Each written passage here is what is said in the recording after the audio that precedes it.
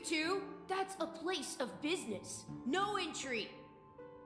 I was requested by Mr. Sunday to bring him the suspect. My name is Ratio. He should have mentioned it to you. Oh, I remember you. Veritas Ratio. Your punch virtual particle clock is impressive. Excuse me? The one on your head. Of course, it's nothing compared to my full pocket dimensional annihilating power armor of the Mobile Knights. Right, and as I mentioned, that fantasy raiment of yours doesn't exist. That's because you can't see it. Like I say, only family can see the glory of the Mobile Knights. Enough. Get going. Don't keep Mr. Sunday waiting. It seems like the idiocy index here is no better than it is out there.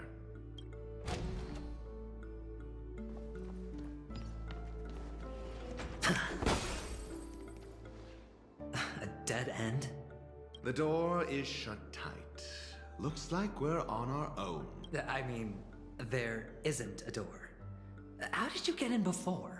For security reasons, the family built the administrative site deep in the dreamscape, with the mechanisms hidden in these nightingale statues. The direction of the statues can be controlled. On the previous occasion, an attendant named Kona had gone to the side room to verify something before setting the statues in the correct position. Well, maybe we should do the same. Let's go and take a look. Of course, we can also use brute force.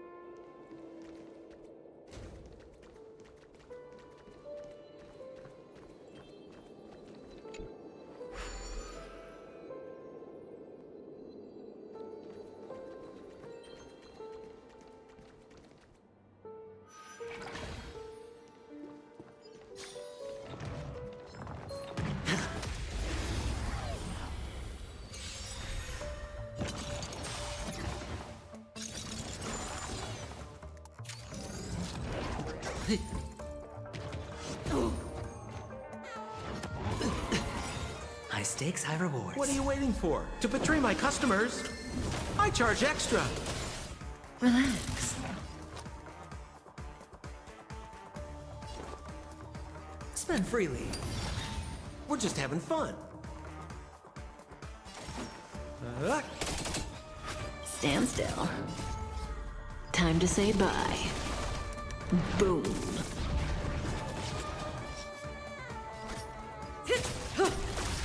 I'm on guard. Relax. Watch your head. All in. I hit the mark. Lance ablaze. Lance, forward!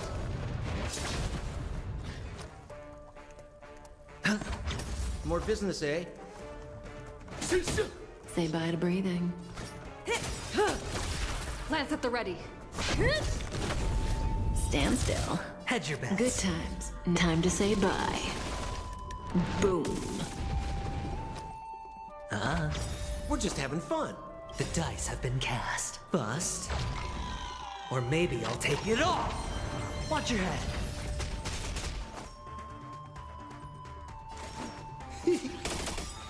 May as well kill them all. What are you waiting for? To betray my customers? I charge extra. I'm on guard. Relax. Sure, I'll play along.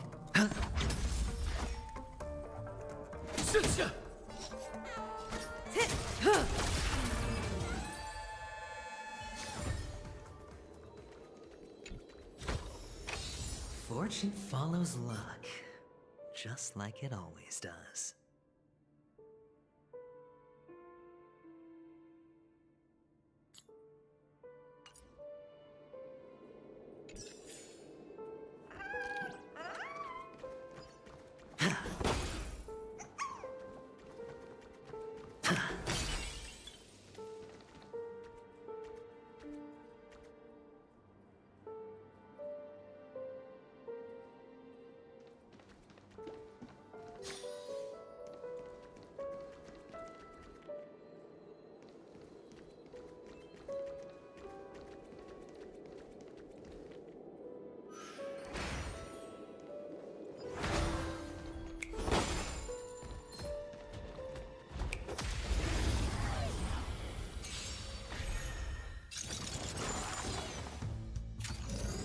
Hedge your bets. Spend freely.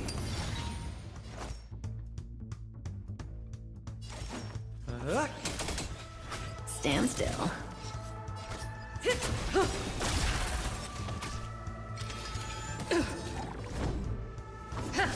Relax. Sure, I'll play along. Stand still.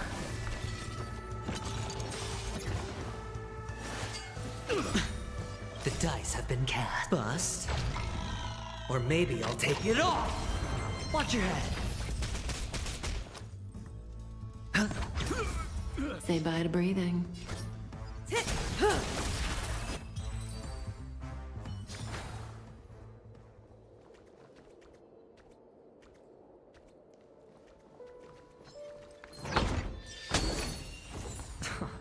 This is hardly enough for a seat at the table.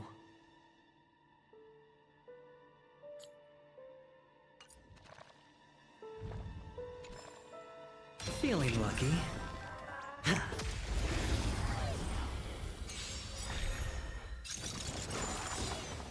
Good times. Time to say bye. Boom.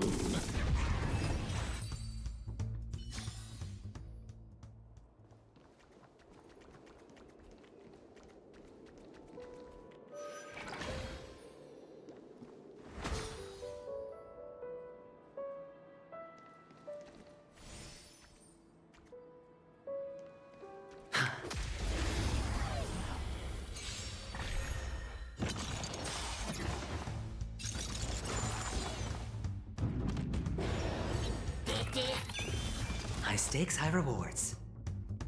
It's on me. More business, eh?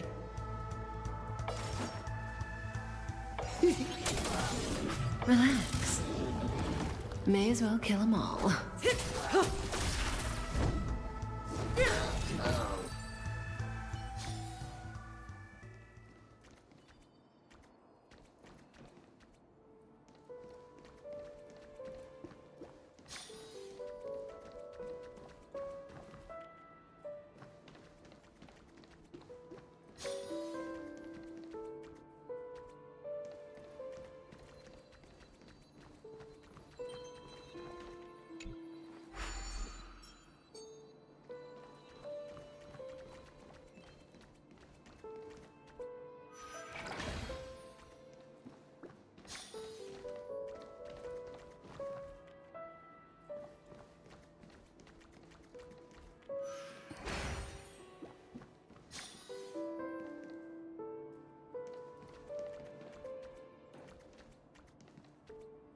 Feeling lucky.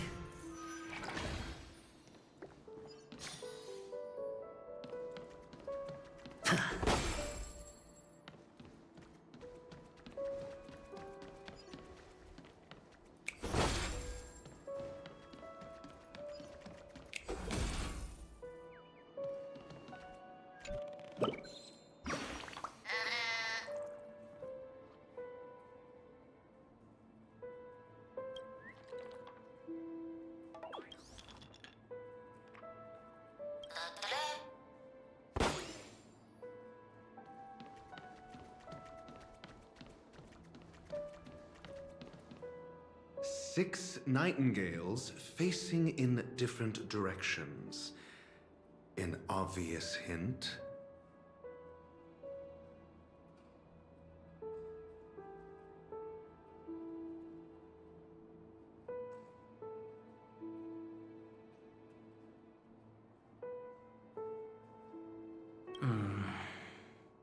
are these nightingales? They are. What's wrong? How can nightingales be so huge? They look more like torment eagles to me. There are no eagles in the 5 families, only nightingales. Why am I wasting time with you on this?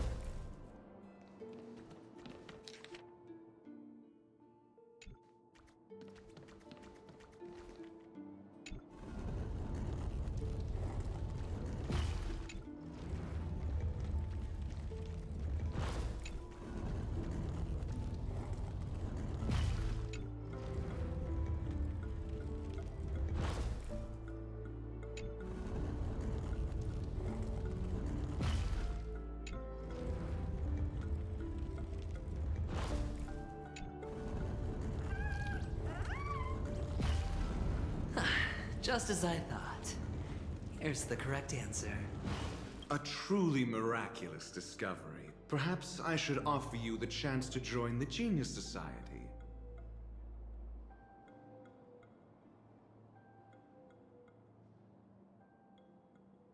Really? Well, I thought you'd given up. I was being sarcastic. Can't you tell?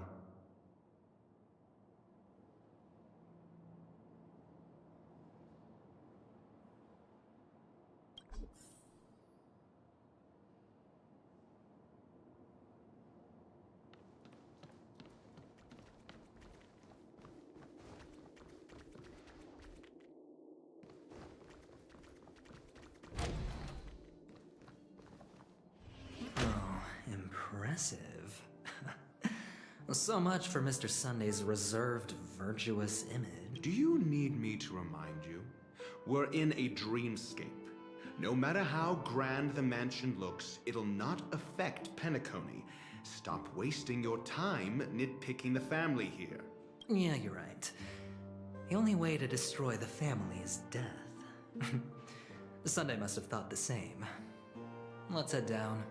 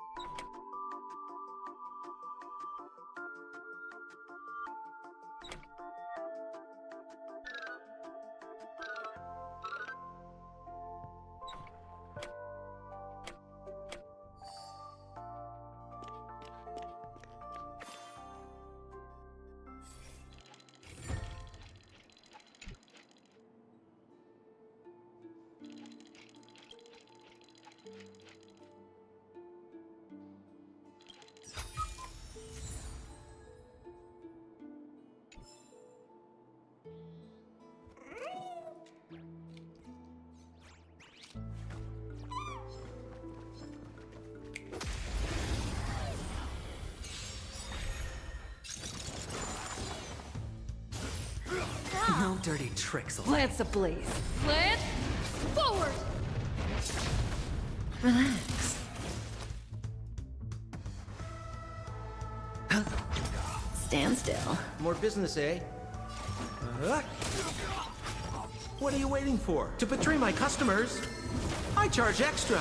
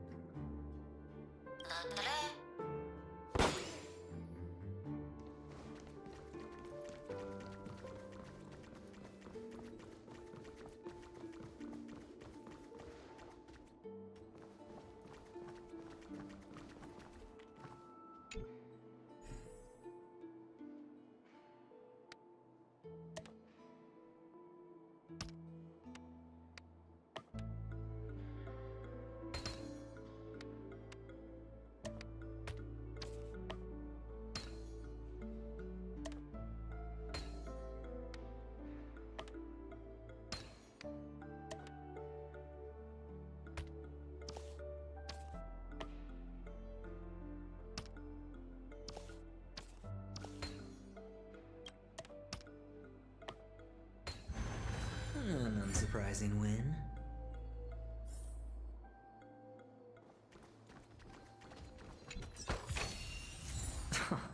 This is hardly enough for a seat at the table.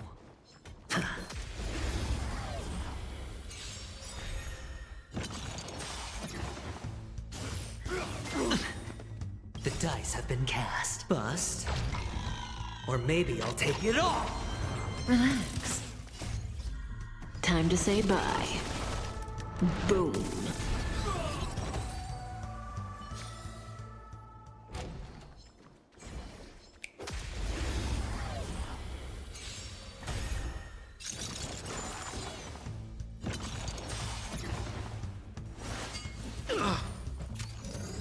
Hedge your bets. Stand still. Relax.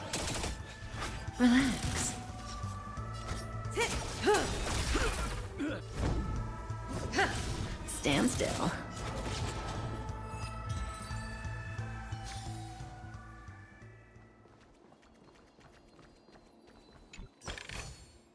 A reward with no risk? I'll take it.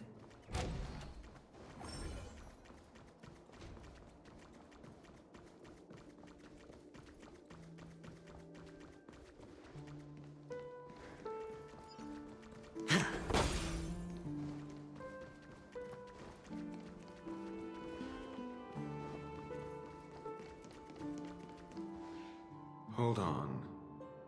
Huh? What's wrong? No, but this door is locked. My friend? Did you really? It's a trial.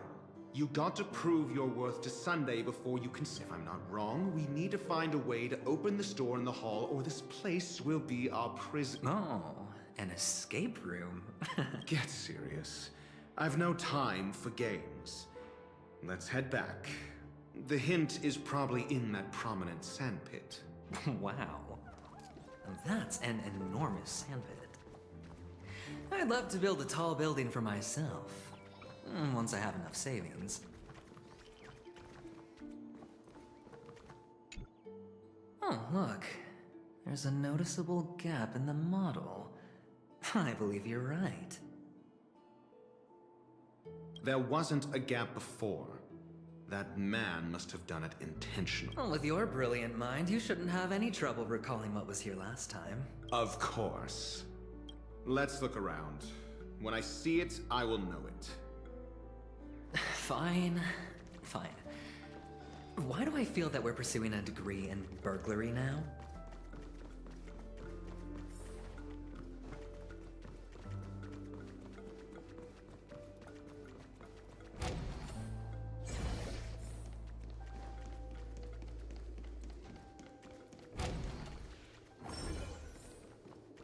Found it. This is it.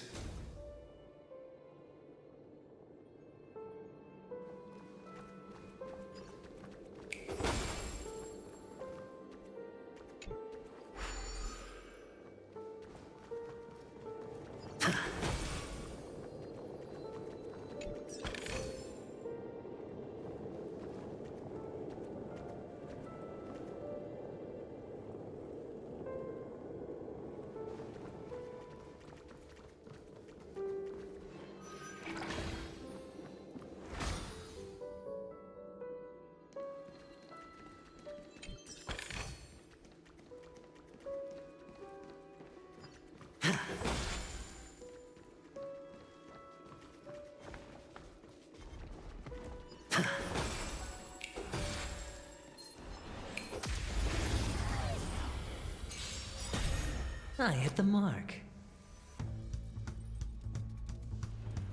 Good times. Time to say bye. Boom. Hedge your bets. It's on me. We're just having fun. Stand still.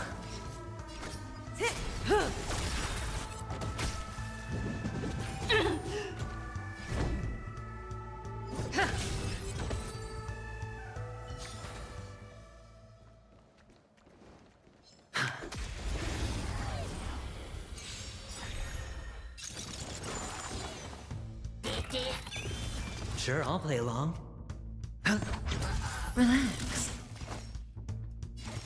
Relax. Stand still. What are you waiting for? To betray my customers, I charge extra. Say bye to breathing.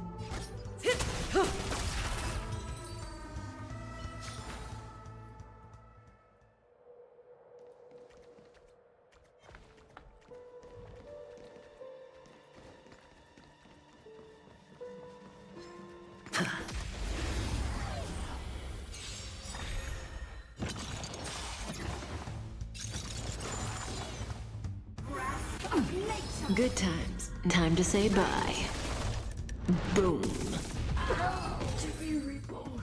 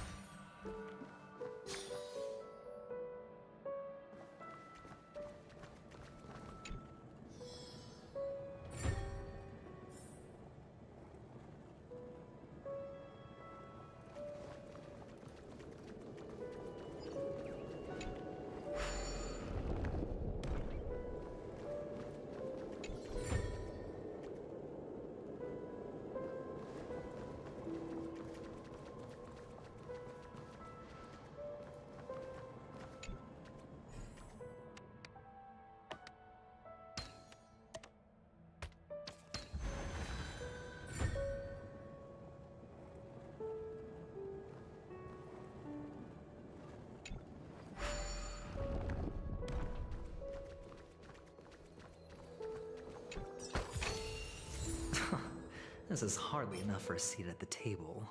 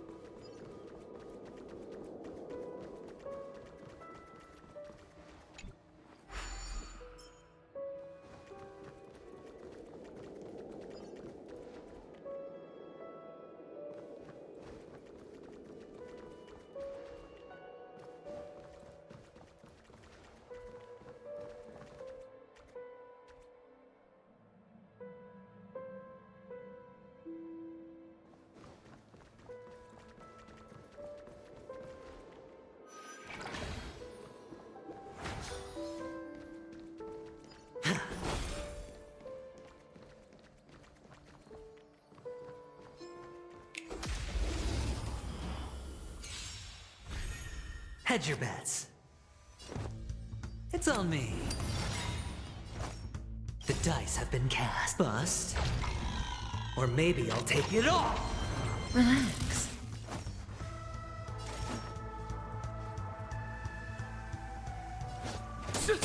Stand still.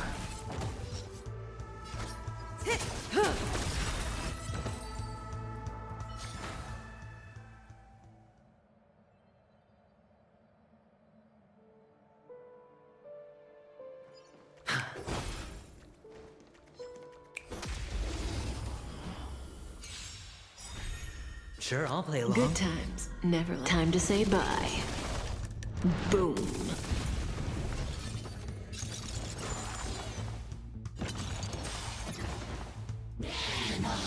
Scratch. Hedge your bets. Relax. More business, eh? Stand still.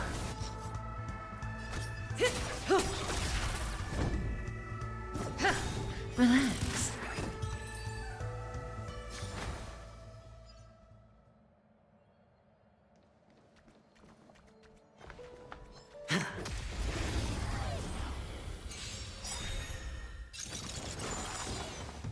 Lance ablaze.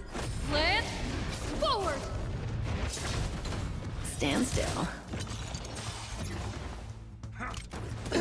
Good times. Time to say bye. Boom. Sure, I'll play along. Relax.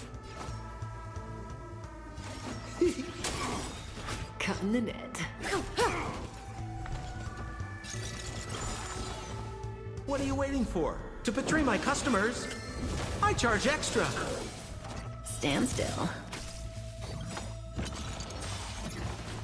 Good times. Time to say bye. Boom. Hedge your bets.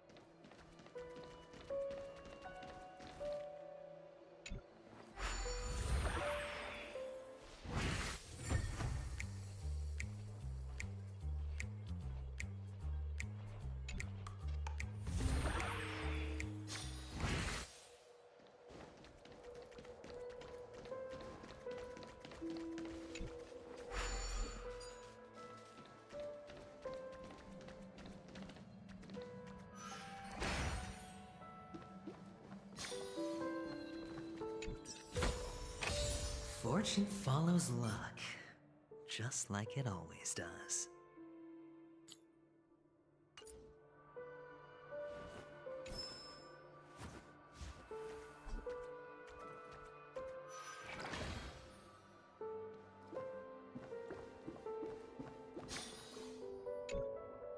Oh, and the nameplate reads Gulliver's Arch.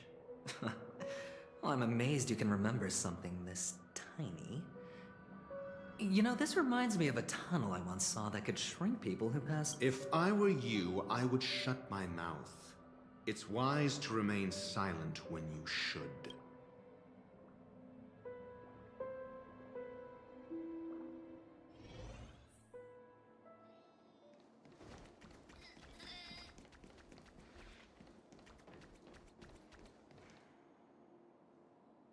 Oh, this reminds me of one of those building toys.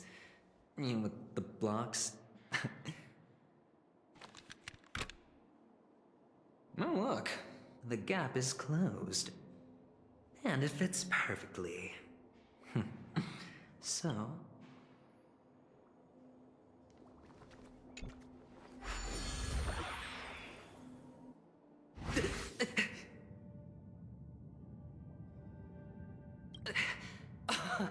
Oh, good heaven. Indeed.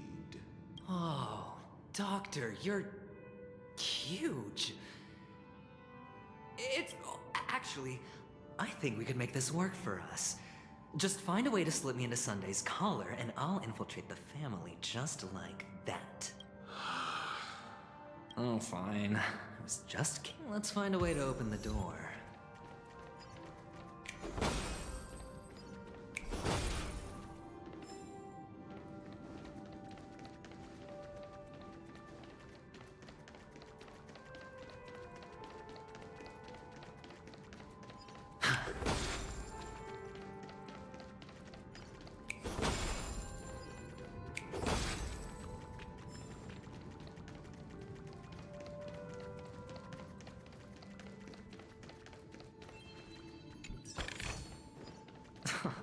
This is hardly enough for a seat at the table.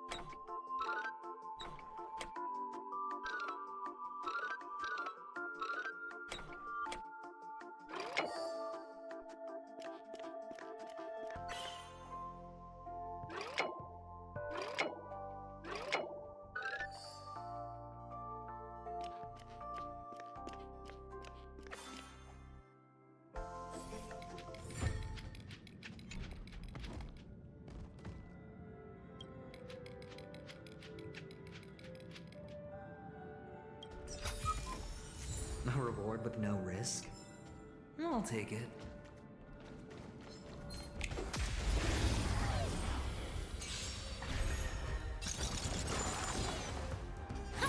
Ooh, ouch. Sure, I'll play along.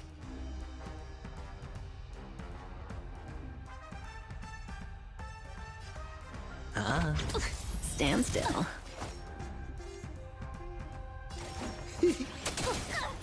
Relax. Hedge your bets. Good times. Time to say bye. Boom.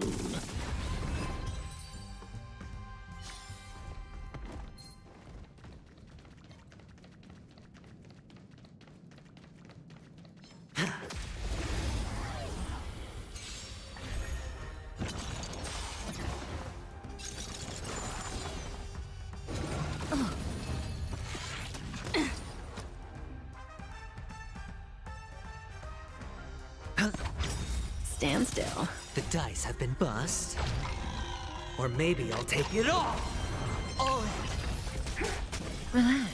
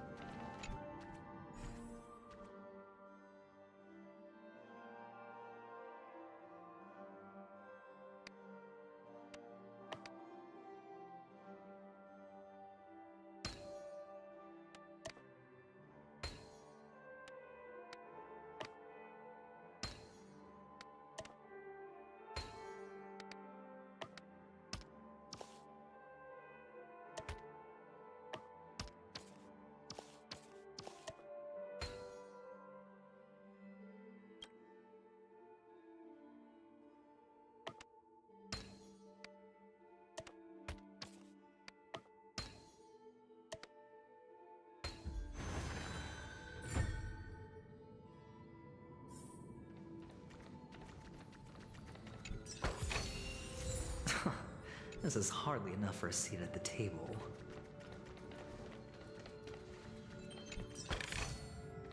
A reward with no risk? I'll take it.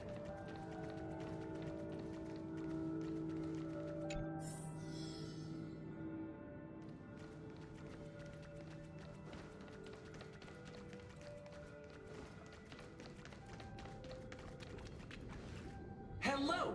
Welcome to the Gold I Am an Oak Soldier. I will be here to guide you through the tour of the base model. And tell me... Hello! Welcome to the Golden Hour. I am an Oak Soldier. Model. Happy to be of service.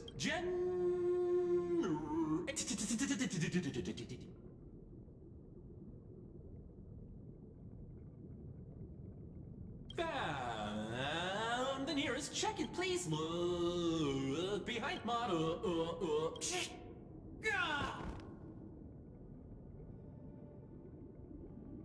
What's up with that? Now the family's toys are trying to frame me? I didn't do a thing to it, Doc. Oh, capsule machine. There's no mechanism on the floor. Could there be one at the top? Doctor, do me a favor.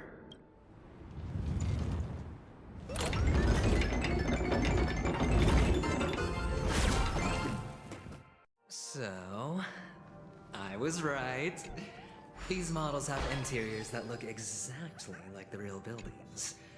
The only difference is that no one lives in them. Funny that Sunday puts a miniature that makes him seem like a giant by comparison, right where he can see it first thing in the morning. Insecure much?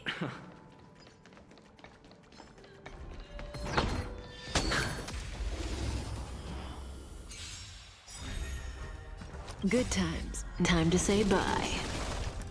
Boom.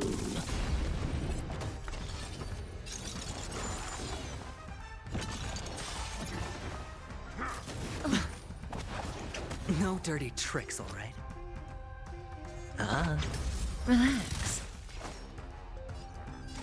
Relax. Stand still.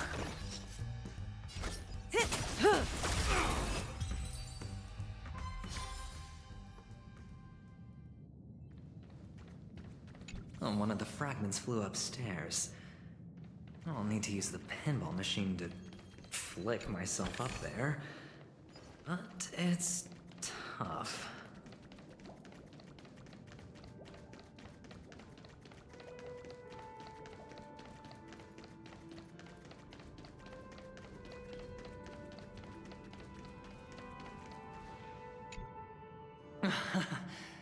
Oh, great. There's another pinball machine base here. And it's empty too. Doc! I'll need your brain power again. There's no need to yell, I can hear you. The pinball machine must be hidden somewhere in the hall. Like the arch. Wait here, and I'll be back in a minute. Finally, a moment of peace.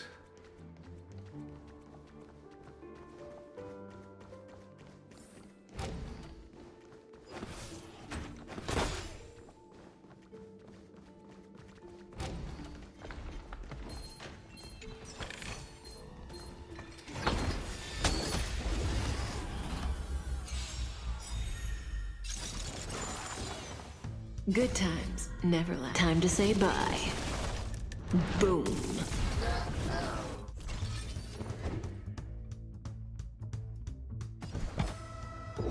A test. Relax. More business, eh? Stand still. What are you waiting for? To betray my customers? I charge extra. May as well kill them all.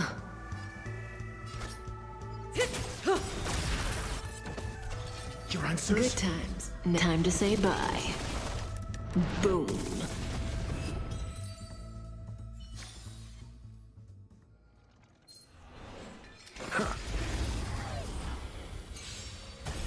Got the defense? Answer me. 0 points. Relax. We're just having fun. Stand still.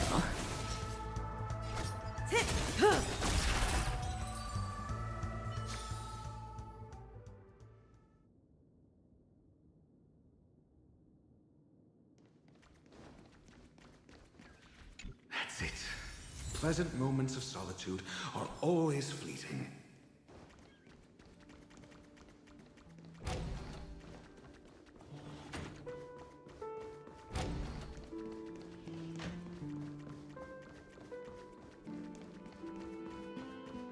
Oh, you're back. Just place it here.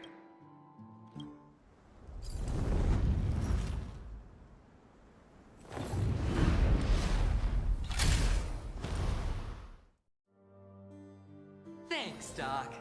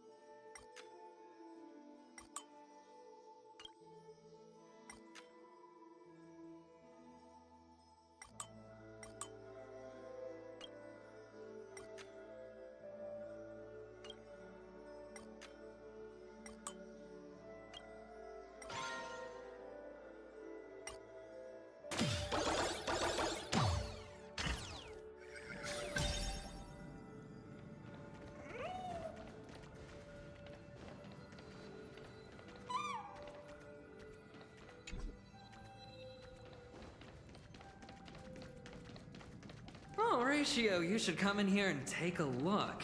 The view here is breathtaking.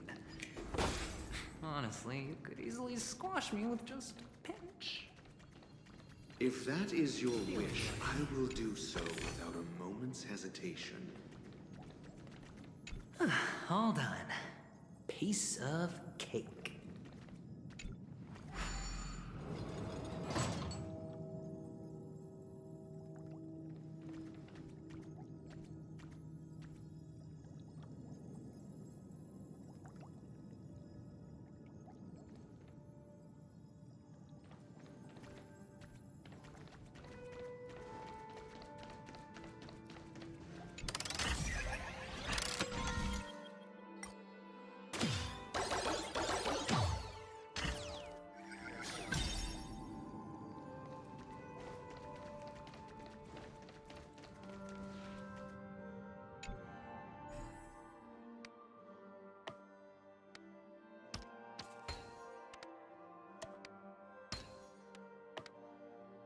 And the joyous tour of Toy City has come to an end. Makes me feel sad. Penacony isn't all bad, right? I'll use this interesting experience as a talking point at the poker table.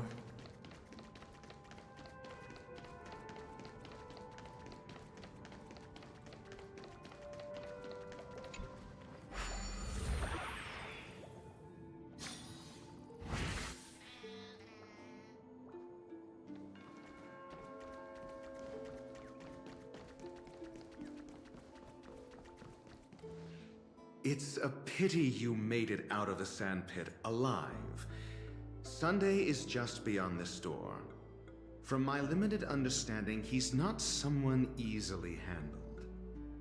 Are you prepared? Yeah. Only I believe he's the one who should be prepared to face me. Tell me about your plan. I don't have a plan. I'll just play it by ear. There are only two kinds of bargaining chips when dealing with people. Benefit or fear?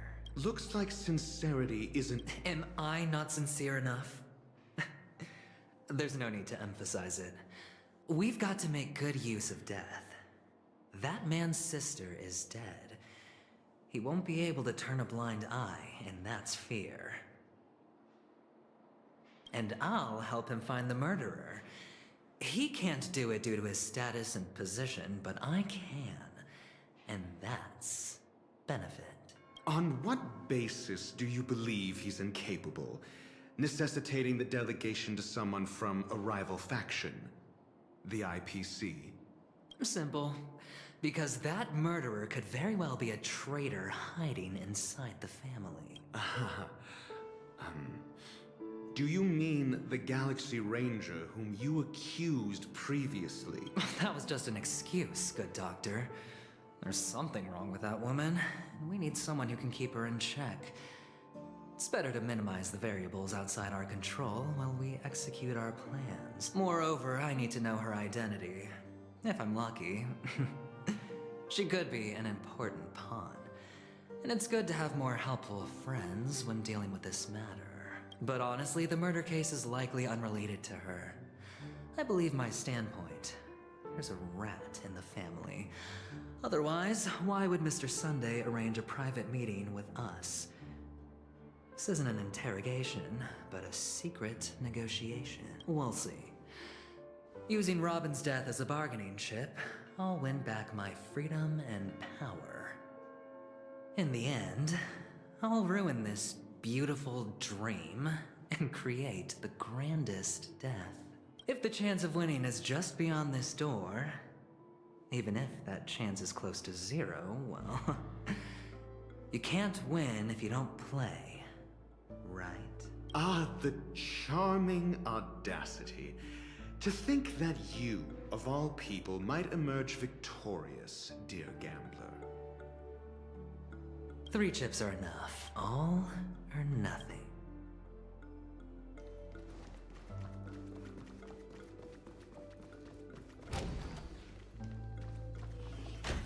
It seems my puzzles are too effortless for you, IPC Ambassador. I appreciate your words. And I see you put a lot of effort into welcoming me, Mr. Sunday. However, this is no way to greet a guest. Well, this isn't an invitation, but a summoning. Before we speak, I need to test your character. I imagine this knowledgeable doctor friend of yours has been of great help, yes? Certainly. You ought to know this better than I do. He's already faithfully fulfilled his duties, hasn't he? Yes. The doctor has assured me of your noble character. He considers you, like himself, a virtuous person who can be trusted by the family. I have come to know you very well as a person, Mr. Aventurine. You're diligent, generous, and willing to cooperate. The fact that you succeeded in overcoming many obstacles just to meet me gave me the reason to believe in your wisdom and courage. But there's one thing I must ask you. That is, you've used your wisdom at the wrong place to meet the wrong person and put yourself in a situation where you shouldn't be, witnessing a tragedy that shouldn't have happened. You don't look too well.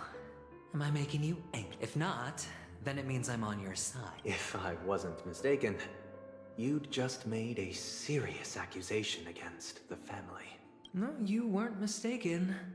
For depravity is creeping in around you. There's no need for us to be evasive. Let's talk about your sister. Your sister's talent is unrivaled in the world of show business. As you know, her voice has been out of tune since she returned to Penacony.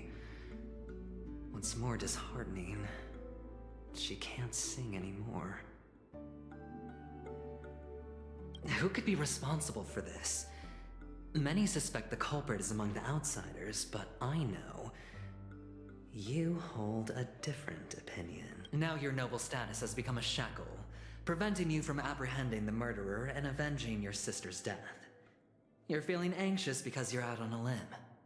But don't worry, I'm on your side. I'm immensely honored by your concern for me, Mr. Aventurine. Since you're so selfless and generous, I believe you wouldn't ask for anything. Well, naturally, you wouldn't incur any loss from this. I just want to reclaim what is mine. My liberty and the personal items under the family's custody. The bag of gift money. The box in which the cornerstone is stored. That's right. Cornerstone. I've heard it's a treasured asset of the Strategic Investment Department. A sacred stone that seals the Preservation Emanator, granting significant power. And every liquidation specialist holds one. For an object so precious, it probably comes at an even higher price than other forms of recompense. Well, I'm sure you're aware of the high level of risk I'll be undertaking to bring the truth to light. Mr. Aventurine, when you are out and about, do you always make adjustments to your appearance? Your tie should be on the center line. Your shirt must not protrude from your vest. Your trouser creases should be perfectly straight and always aligned with the tips of your Of course. But I don't, because it's not appropriate to do so in public. You should make sure everything is presentable and in order before leaving the house. I'm not the kind that takes risks. The cornerstone must be in the custody of the family. No room for negotiation. Please, don't let me turn you down twice. Sure. The gift money is good enough. I suppose you wouldn't mind that. After all, a merchant can't function without a bargaining chip. You compromised quicker than I thought. Unfortunately, it's a gambler that needs a bargaining chip, not a merchant.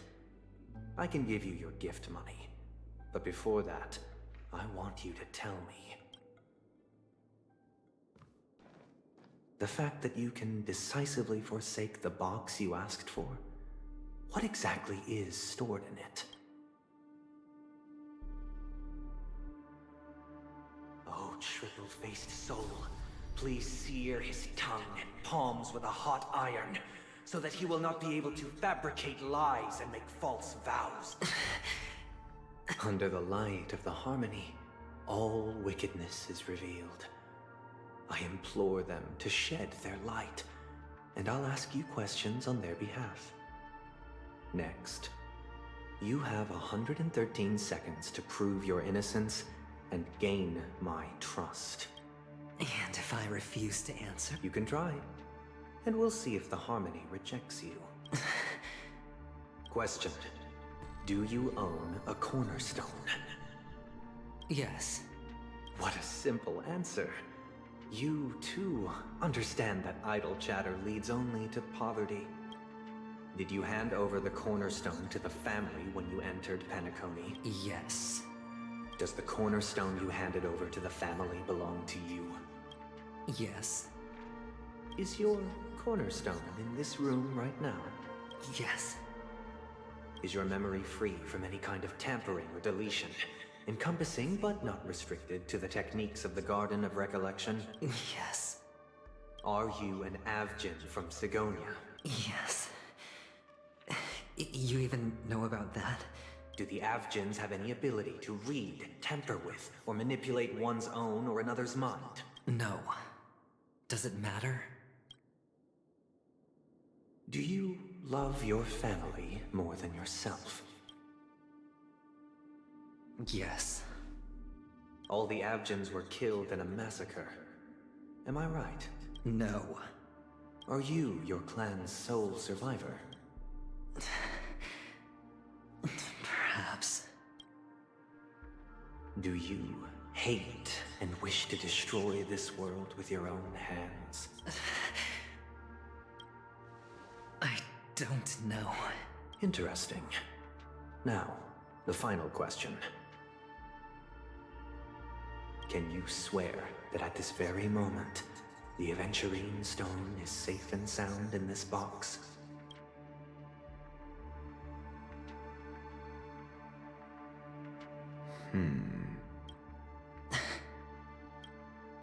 Of course. Looks like we can get an answer. Open it, Mr. Aventurine. It's your last chance to defend your honor.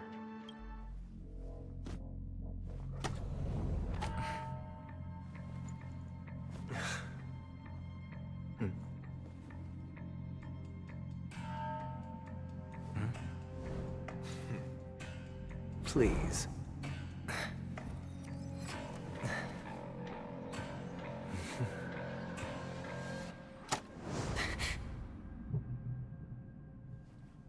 Are these what you're looking for?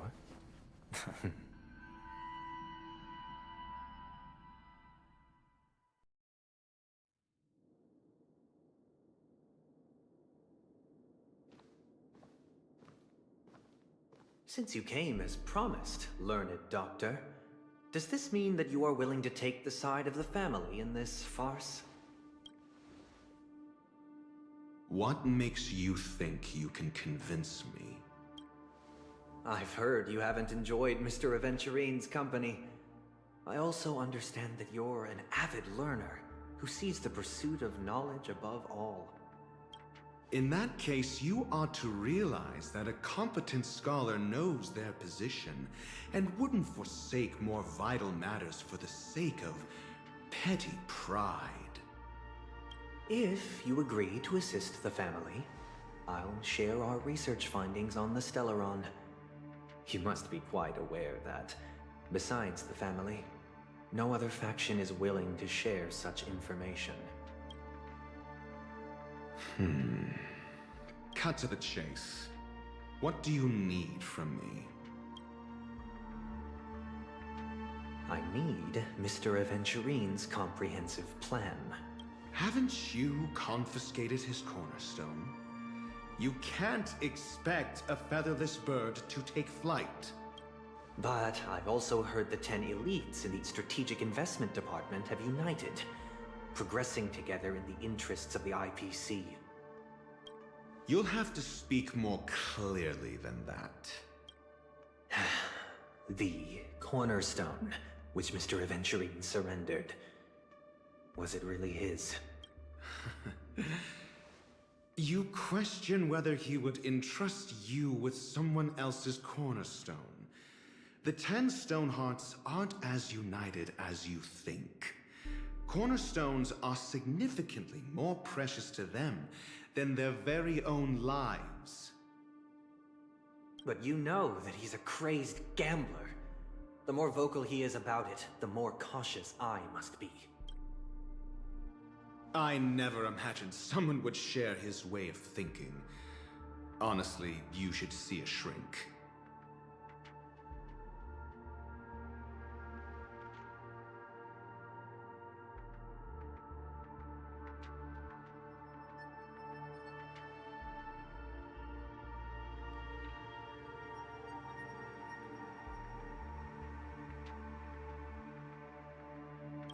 Bring it. The box containing the cornerstone is unique, and only IPC senior staff and related members can access it. But I happen to be among them.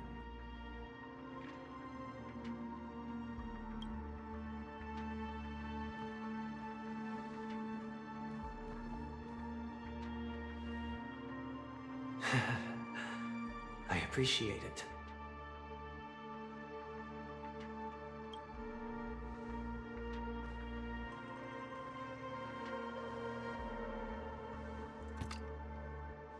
Unfortunately, your guess is correct.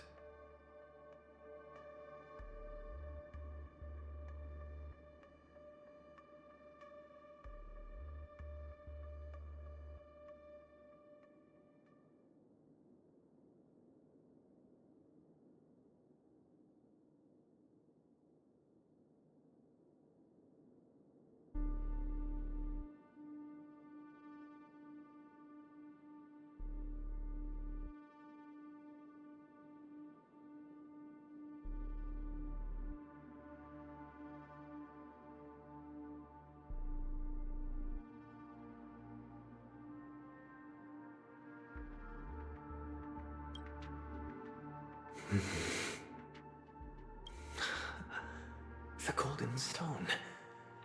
Its color and glow are similar to that of Klepoth's body. This is the very ruse he intends to use to fool you. He won't reveal to you that the 10 Stonehearts chisel their own will into the cornerstones, granting them an unparalleled radiance. And this golden stone is also known as a topaz, not Aventurine. and it belongs to Topaz. So, do you wish to confront him? Not at the moment. I'm more interested to know the location of his cornerstone.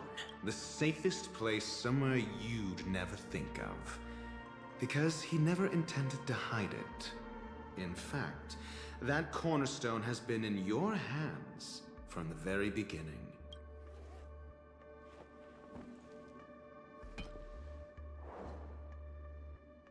I see. This bag. Mixing a cornerstone, more precious than life itself, with a bunch of worthless jewels, disguised as a gift of money waiting to be confiscated, is indeed in line with Mr. Aventurine's style. Then he makes up some trivial excuse, downplaying the matter, and requests the gift money. This is a gamble, one he's all too familiar with, betting on your single misstep, leading to a total loss. Learned doctor, I am grateful for your help. The family will surely reward a righteous person like you. As for the villain, I hope he retreats in humiliation. It was all thanks to your friend with a keen eye that I could add a blot of utter failure to your storied career. Ratio, you wretch. Finally shown your true colors, huh? Oh, and just to remind you, you currently only have 17 system hours left to live. Treasure your remaining time, and savor the delectable aftertaste of defeat. You might as well explain yourself a little more clearly. What I performed on you just now was the Harmony's consecration.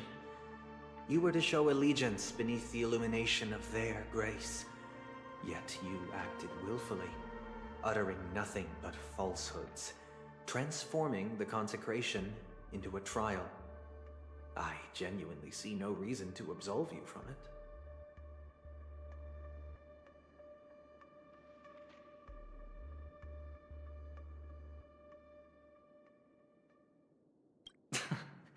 Is this what the Harmony represents? But is it built upon constraint and coercion? You misunderstand, Mr. Aventurine. Punishment is meant for the irreverent. But I have seen your resilient spirit, and thus I offer you the possibility of a new beginning. Throughout these 17 system hours, you will be unable to escape the dreamscape, or contact any of your companions. You only have 2 paths before you, and it all depends on whether you can complete my test within the time limit. Should you succeed, you will be able to coalesce into the Harmony and be with your family. If you fail, you will suffer the wrath of the Eternal Centurion and fall into an abyss of doom. Sounds like I'm gonna end up the same either way. I indeed do need a servant to help me uncover the evil hidden in the family from an external perspective. I will purge the evil from the inside and bring the real culprits to justice within 17 system hours. When the time comes, compare your findings with mine. If both our findings align, or if you can provide me more insights, then they will truly be able to grant you mercy and honesty. Shameless hypocrites. You took everything from me and still demand the truth? That isn't fair. Your carnival reeks with the stench of cash. Nothing is achievable without it. This is meant to be an act of personal virtue, not requiring the family's support. Your bag is over there. Do as you please. I believe you can trade this bag of worthless jewels for everything you need. That's what gamblers excel at, isn't it? Off you go, Mr. Aventurine. You are free. I will wait here for your good news.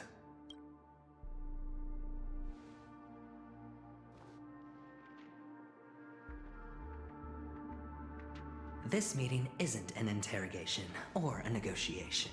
It's an outright execution. Why would I do that, Mr. Aventurine?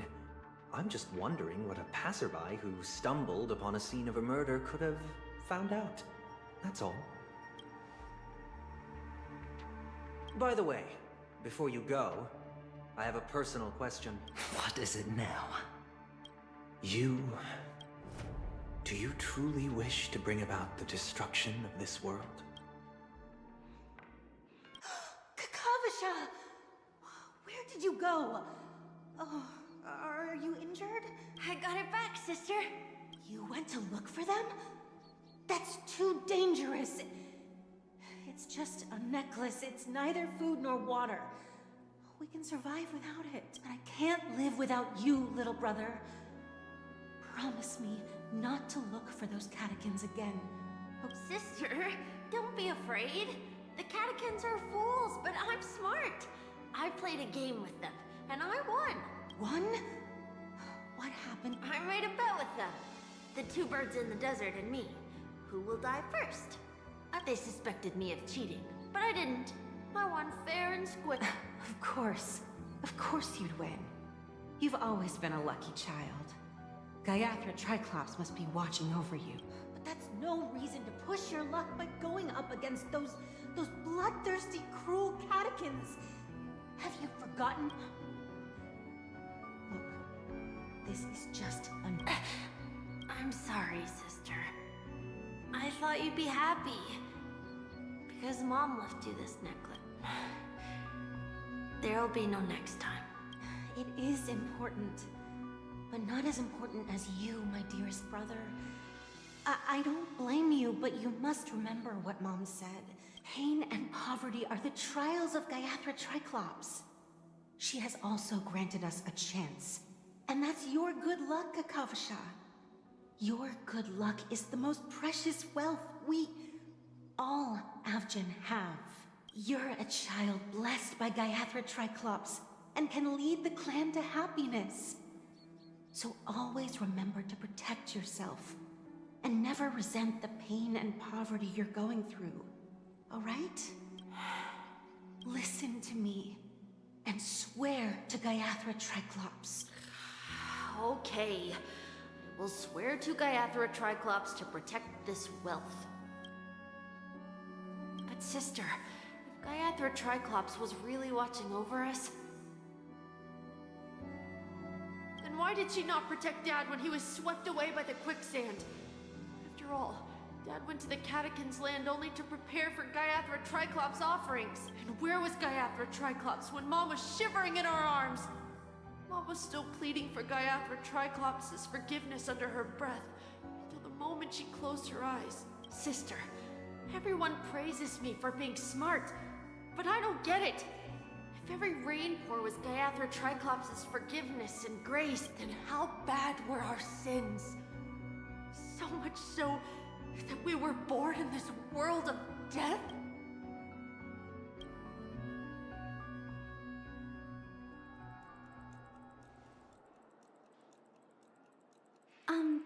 Excuse me, I can't seem to find any information on this artist in the Iris family archives.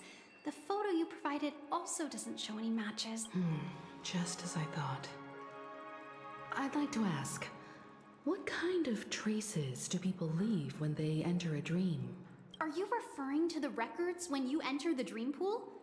The equipment will monitor physiological indicators, such as heart rate, blood oxygen levels, and body temperature in real time. This data will be included in statistics and handed over to the family for the screening of any data anomalies. Immediate action will be taken once any illegal behavior is detected.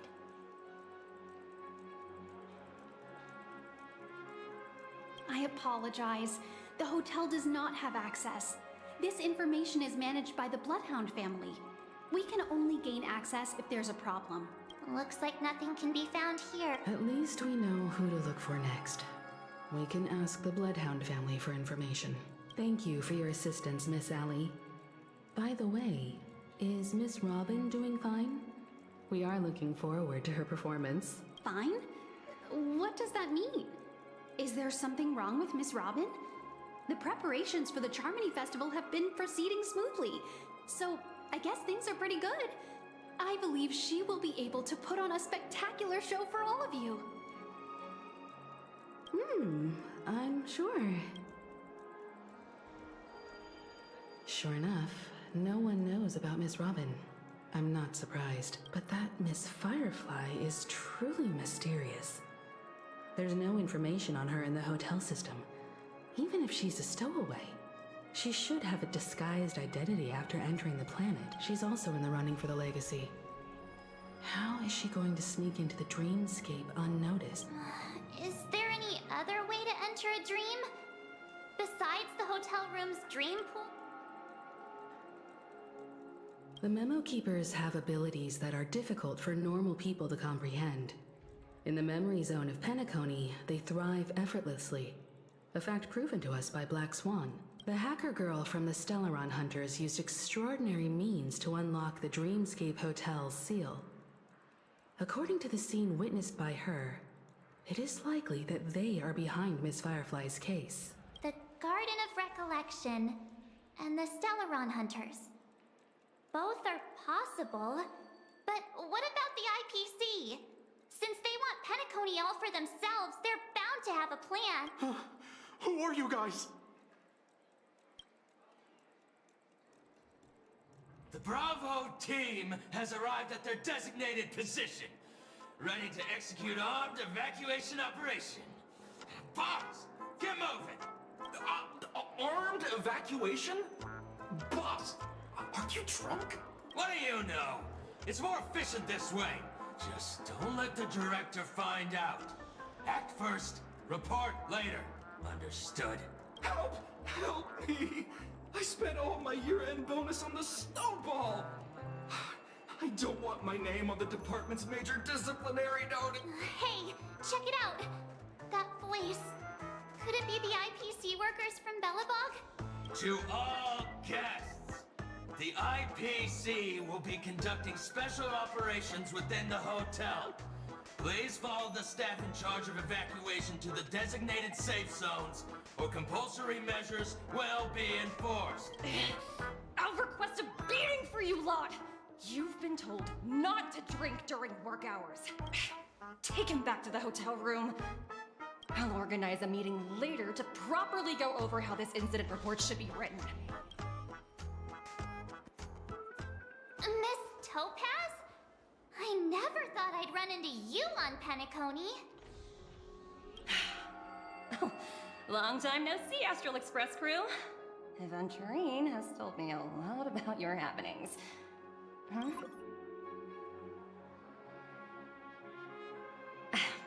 It's fine. Do as they ask, and try to avoid any conflicts with the family. Report to me before taking any action. Yes, all right. As you see, the IPC isn't very popular here on Penacony. Cordiality from the family is a mere facade. The former frontier prison has turned around and cuffed its shackles on the IPC staff now. Only Aventurine, who carries an invitation, is allowed to attend the banquet.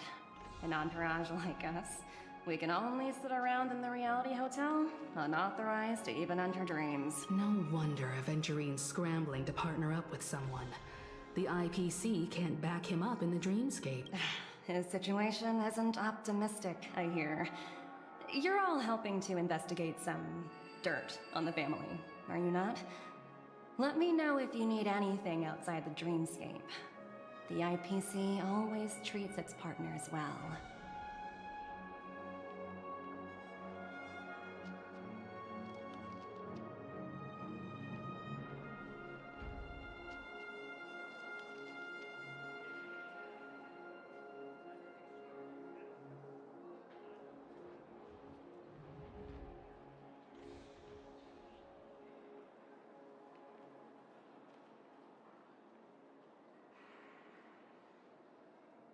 Thank you, Miss Topaz. We're on our way to the Hounds to verify some intel. Perhaps you've had dealings with them? Yep. They're tailing us right now. Why not go and talk to them? It'll take the spotlight off me. Being constantly stared at is really uncomfortable.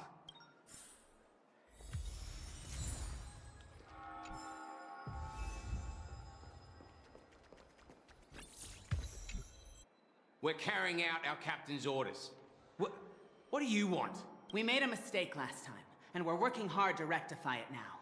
We don't have time for anything else. Surveilling the IPC executive Topaz, ensuring that she stays put at the Reverie Hotel during her time on Penacony.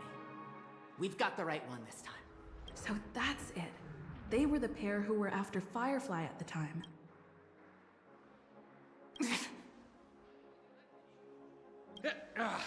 It's you again. Back for more trouble? We're not afraid of you this time. Well, spit it out. Stop. So you know each other. Why do you keep running into people you've beaten up before?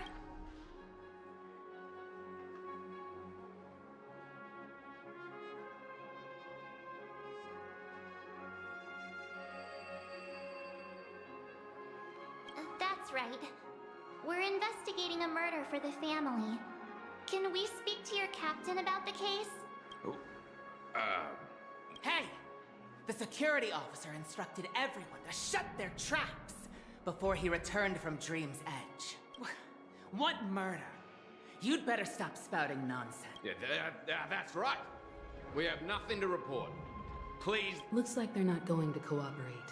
But they did at least tell us that the captain is at Dream's Edge. Why don't we just look for the security officer then? It's probably Gallagher, the one she mentioned, right?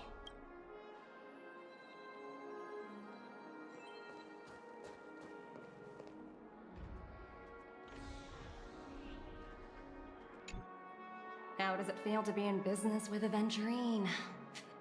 I bet you're not used to it. That's just his style. All or nothing is his mantra. He's always cozying up to his clients while egging them on to undertake some dangerous assignment with him. But everyone has their merits, so I won't comment further.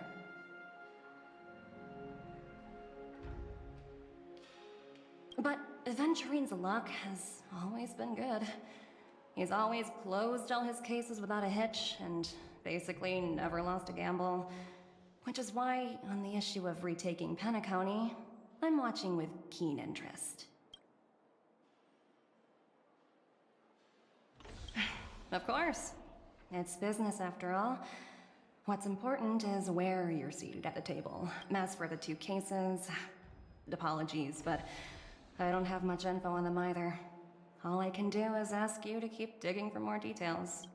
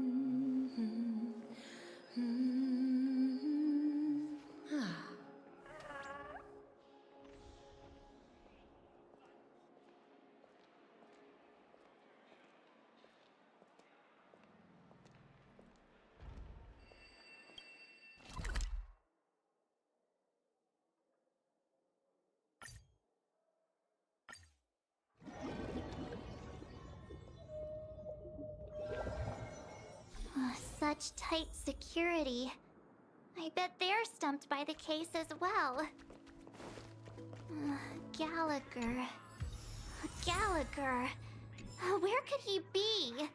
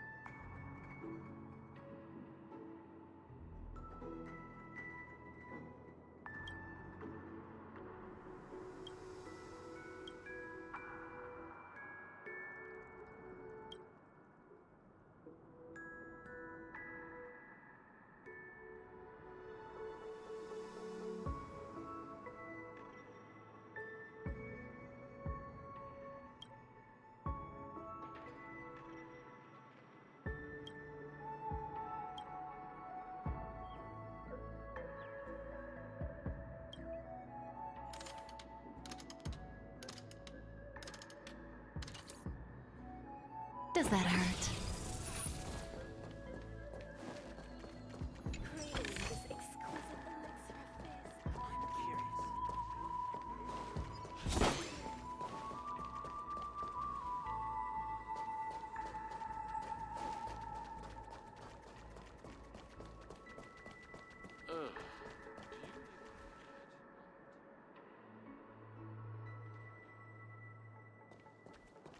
Hey! Don't go any further!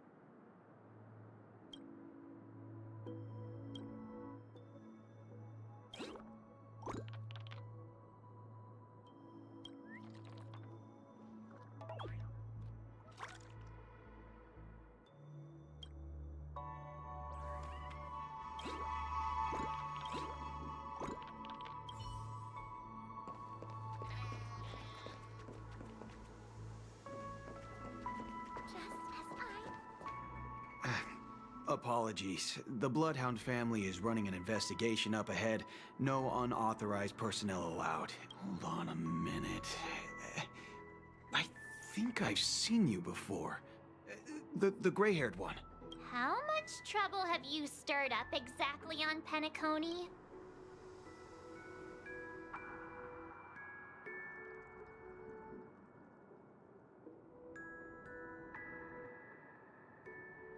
Not possible. It was you the last time, yelling about some clockwork friendship while... I'm not letting you get by this time! Huh? What kind of heinous crime? Hold on, sir. We have documents authorized by the family that would aid your investigation. If it wouldn't trouble you, could we see this Mr. Gallagher? Who exactly is this Gallagher you keep talking about? There's been a few people mentioning this name. Even the one with the gray hair. He didn't send you all here? It was the security officer who dispatched us. That's all I can divulge. He'll do. He's the one we've been looking... Sorry, no can do. The boss said that since it's a matter of the family's reputation, everyone, please leave. We're really sorry for troubling you. Another way. That's it! Didn't they say something about that... what was it? Clockwork? That got this guy to change his mind. Can you perform it again? That... It's not bad if we're resolving a misunderstanding. Please?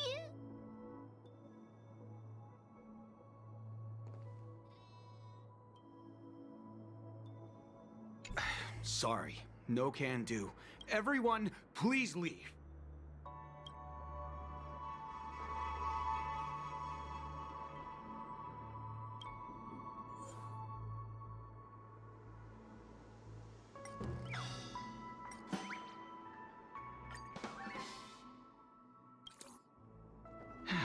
Let me see what time it is now. Whoa! It's this time already! Time to clock out! And no one's gonna stop me. Huh? This clockwork trick of yours, it's kinda dangerous. At least he won't be getting in our way again. Let's go find that Gallagher and ask him the intricacies of the case. I was wondering what all the commotion was. Huh.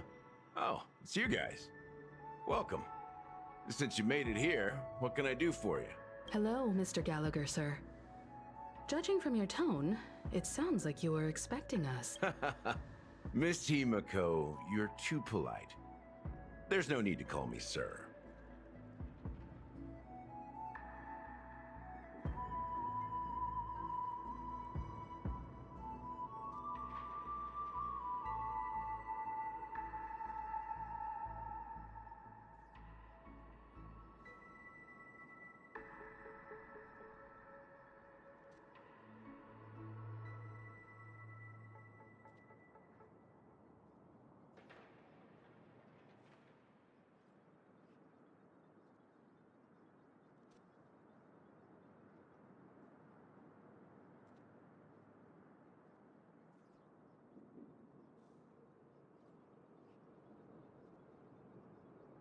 Mr. Gallagher, you even... Of course I do. You folks are from the legendary Astral Express, and honorable guests of the Watchmaker. I had an encounter with this lady in the Golden Hour. I remember that little silver-haired girl was there too. I'm sorry for what happened to that kid. This is also the reason why we've come to visit you, Mr. Gallagher. The Express can't just overlook the death of that child. So we've decided to help the family get to the bottom of it, in the hopes of getting justice for her. The Nameless involved with the family. What an unpredictable twist of fate. Why? What's wrong with the family? It's nothing. On Penacony, everyone loves the family.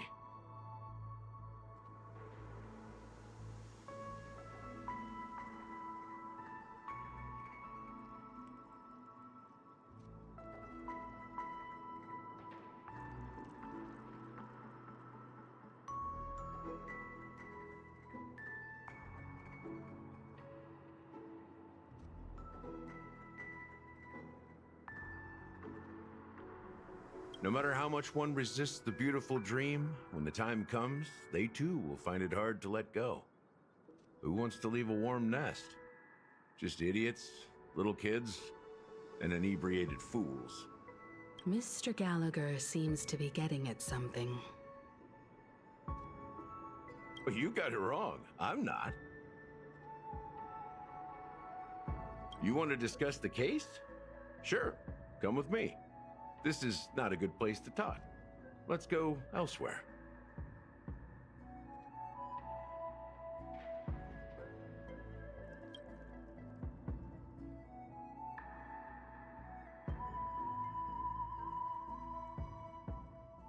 Even after that chilling tragedy, this dream is still running effortlessly. Other than the family of the Harmony, it's hard to imagine any other power in the universe that could sustain a building of such magnitude. The family itself is a huge, perfect building. Like a living idol.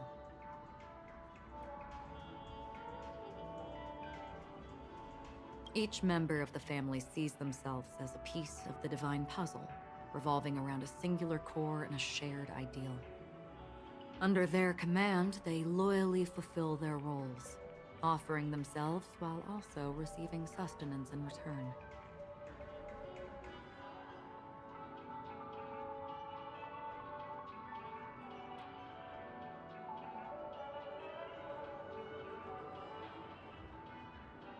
interesting analogy. Perhaps that's why Penacony's beautiful dream has persisted for so long. But the human body has its limits, and so does the Divine's. That doesn't sound like the kind of comment a Galaxy Ranger would make. Just pointing out the facts. Mr. Yang will definitely have a better sense of what's going on than I do. Why do you say that, Miss Acheron?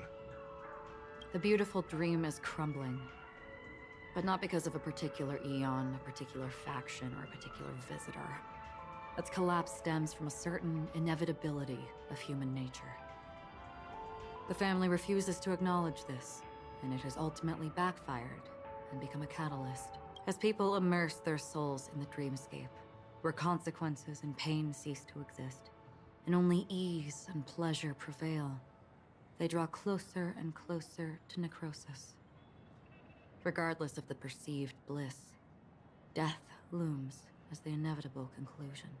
Also, this necrosis will diffuse and spread.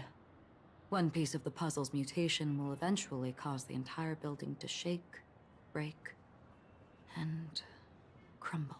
In the end, the dreams that people built in the name of freedom became the cage that imprisoned them. I'm sure you've gained a lot from this trip, Miss Acheron. Are you willing to share your findings with me?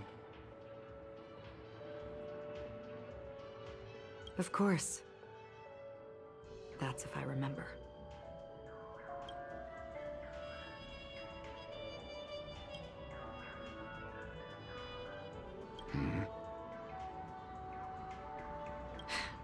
Don't mind me. It's just a habit.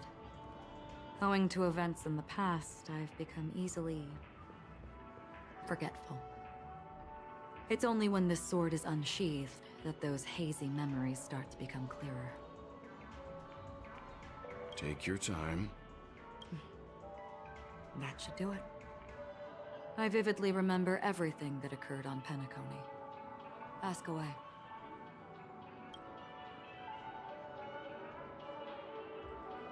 The moment of daybreak. I've heard that's where the Dawn Factory, which processes the foundation of the dreamscape, is located. Behind the dreamscape's song and dance stand many imagination factories. Workers create all kinds of whimsical works day in and day out in their dreams. Then they return to reality and sleep on a narrow bed in a room. A far cry from luxury. They say it will suffice. Experiencing the bizarre and motley dreamscape is the best reward. There I encountered a young woman who had just come of age. The perfect time to indulge in beautiful dreams. Her greatest wish was to one day move to the golden hour and see the magnificent garments she had woven with her own hands. For certain reasons, her wish was difficult to fulfill. But I managed to bring her a garment. Gilded Hour. It's said to be Penacony's currency center. Yes. It is a fortress-like financial city, the economic heart of the dreamscape. The Pepeshi people of the Alfalfa family are there to keep it running, sending blood that is made from money everywhere on Penacony. Everyone there is exquisitely dressed and always in a hurry. The greatest wish of the local Pepeshi people is for their future generations to work in the Gilded Hour. I've never met anyone who is willing to talk.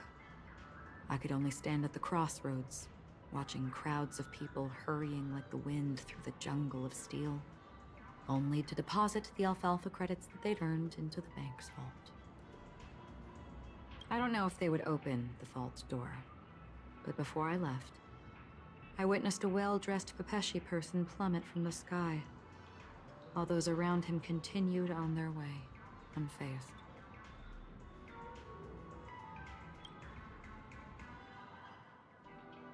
I hear the Blue Hour is very romantic. Do you have any tales to share? Perhaps Mr. Yang has heard. There is a large boat called the Eventide, anchored along the Sea of Dreams. where soft music and dancing persist endlessly every night. I ran into a wizened lady there. She was at the dock, waiting for her long-departed lover to return, waiting for countless hours within time that stood still. In the humid sea breeze, she spoke of her own youth. Like many who desired wealth and love, they came to Penacony to pursue their dreams. Alas, her lover's consciousness was lost in the dark depths of the Sea of Dreams. Finally, she suggested we continue our conversation on a boat in the shallows. I agreed and boarded the boat with her. But she never said anything. Her eyes absent-mindedly gazing at the horizon for what seemed like... Finally, we retreated to the beach.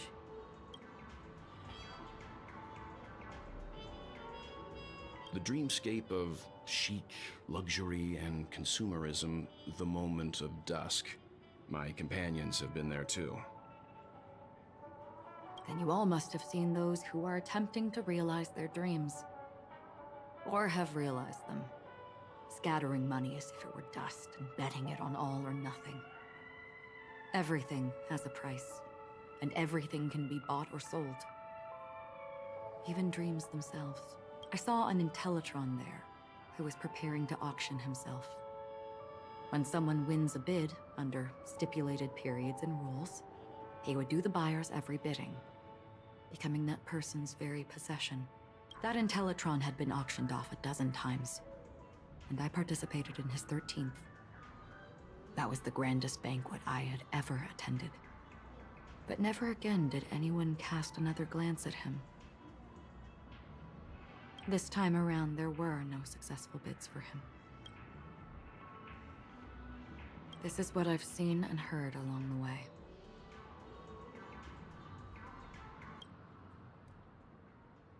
Someone once said to me, Penacony wasn't like this a long time ago, nor should it be.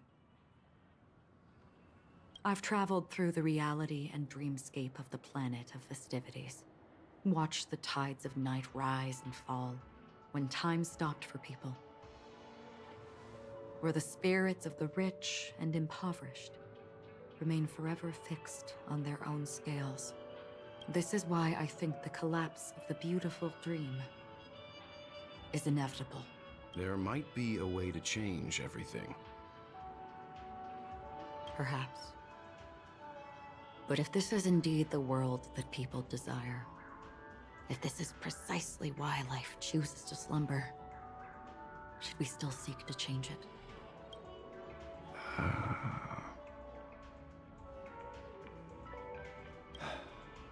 Miss Acheron, now it's my turn to share a story with you.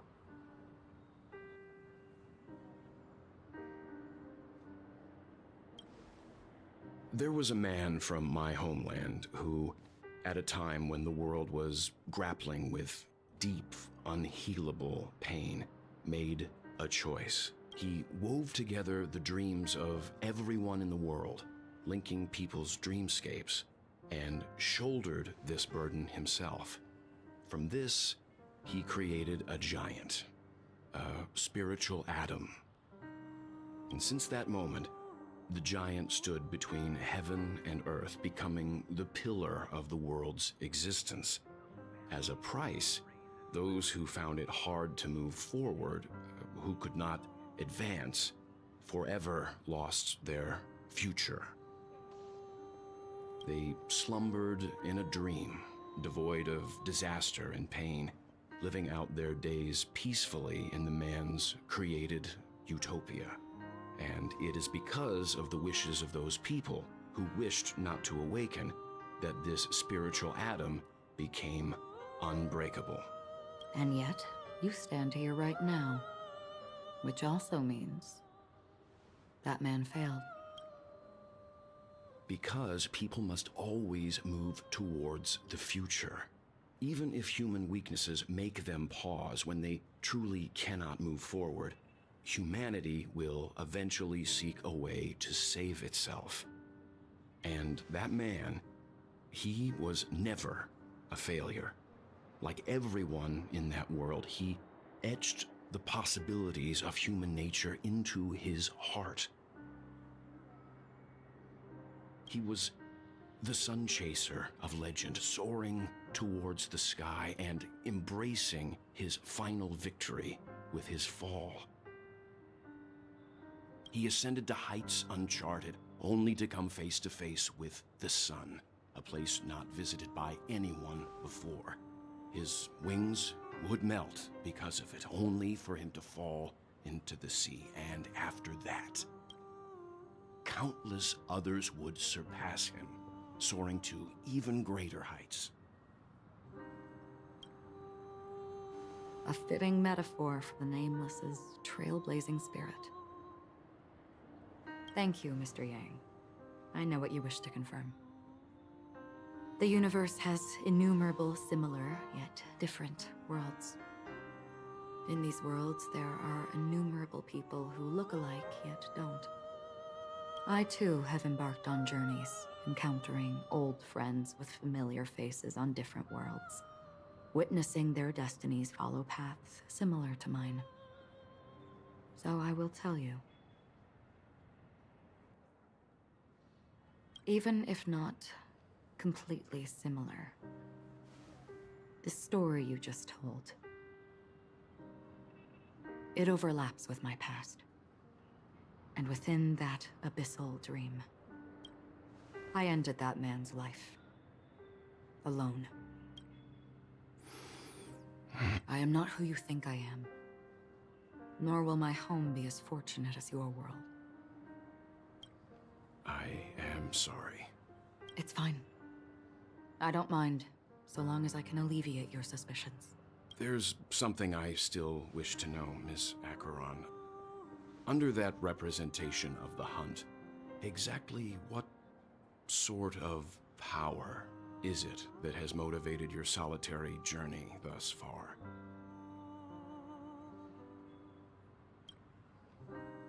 Mr. Yang, before answering that question, I wish to continue the previous topic. I like your analogy very much. Indeed, birds are born to fly. But in a distant past, their ancestors could only gaze at the sky in envy. They saw that faraway ray of light from above the heavens, piercing through the clouds and blanketing the earth. And so, time and time again, generation after generation, the birds spread their wings and took to the sky, attempting to touch its ceiling. All because the sun was there. Then, what if the last bird finally soars into the sky, only to realize that the end of the light is not the sun, but darkness?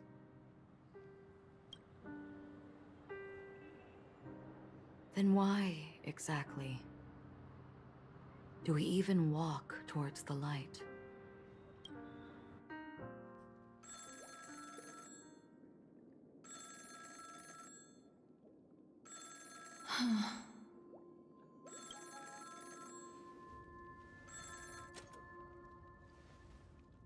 Long time no see. Having fun on Penacony? Acheron? This voice, it's not Constance.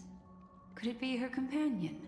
Though I don't know exactly what you are, or what you're up to, my bullets will find you.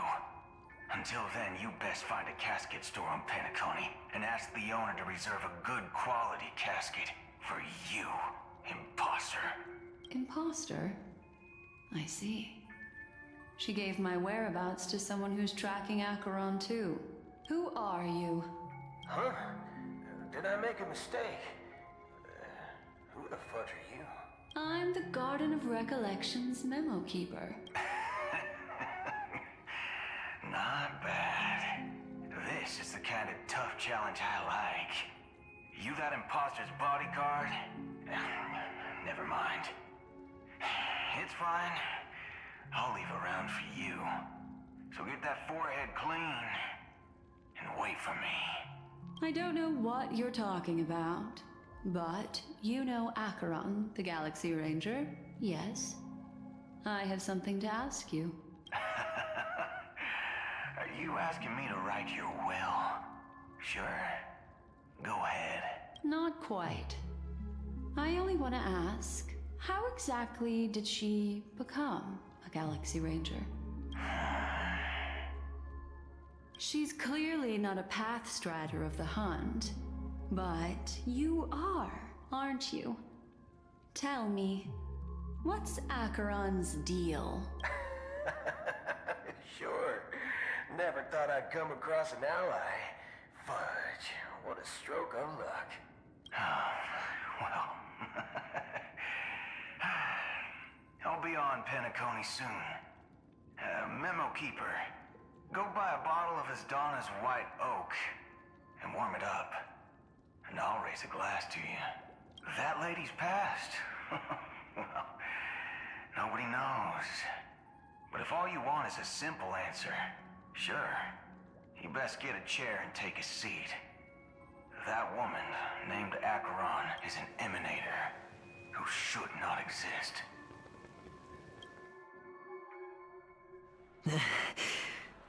You look pale. Or is that also part of your act? I didn't think you'd have the nerve to show yourself. I thought this was exactly what you wanted. After all, I faithfully fulfilled my duties as you instructed. Just tell me if you can't hold on any longer. So, the genius of the Council of Mundanites wants to be my Undertaker now. What an honor. Yes, and I'm pretty sure the people at the Strategic Investment Department would love to be notified of your death in due time. But let's not forget, you won't be seeing them, because I'm the manager of this task.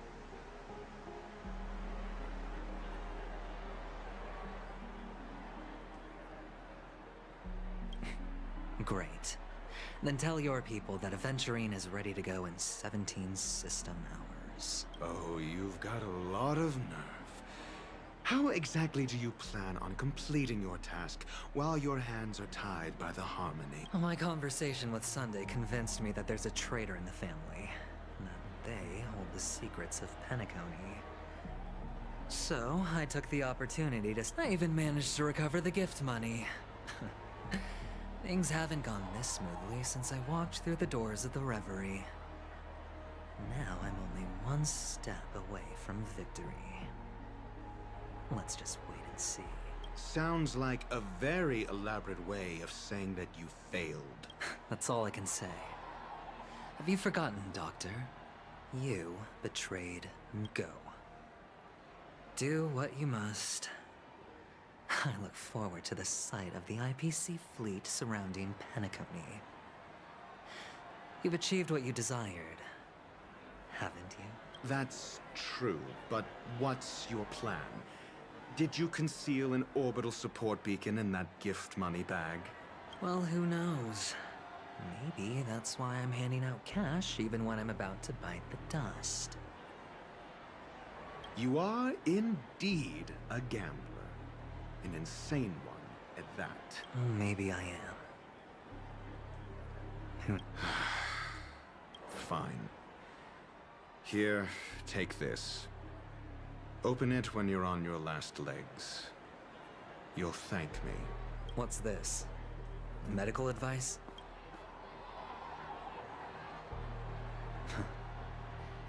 You catch on pretty fast, Doctor. Asking me to solve a case without giving a single clue. How typical of you, you wing-headed scoundrel. But the way you're all on edge about that stowaway, it's just as I guessed it would be. As for now, let the rain of wealth from the IPC fall evenly on everyone.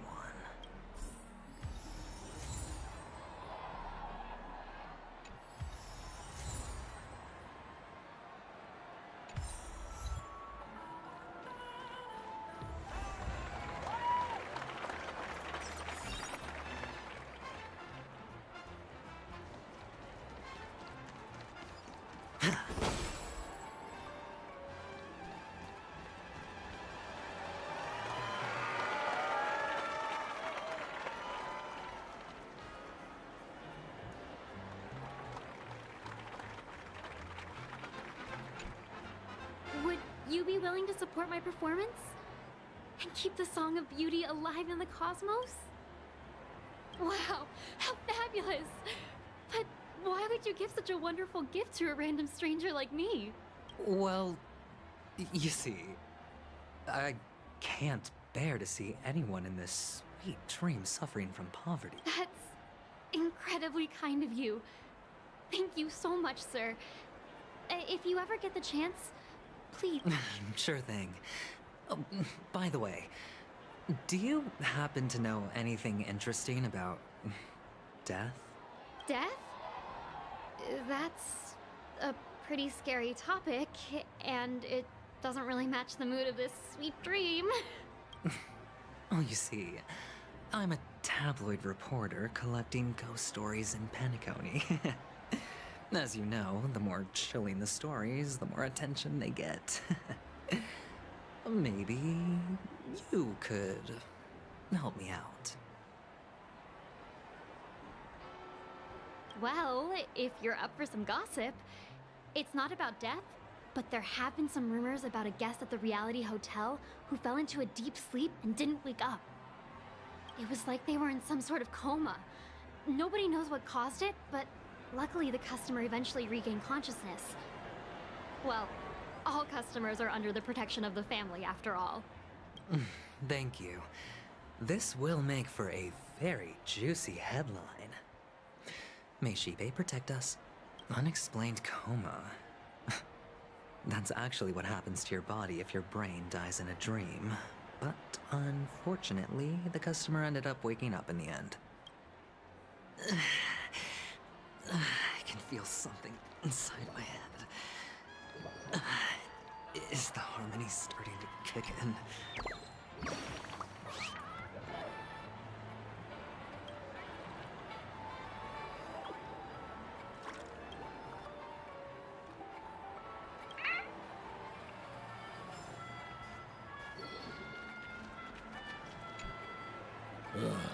The world has truly lost its way.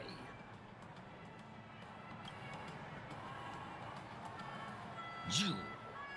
wait. I get it now. This is some sort of prank show, right? You youngsters are always looking for a quick way to get an audience. But you know what? A truly great show never comes easy.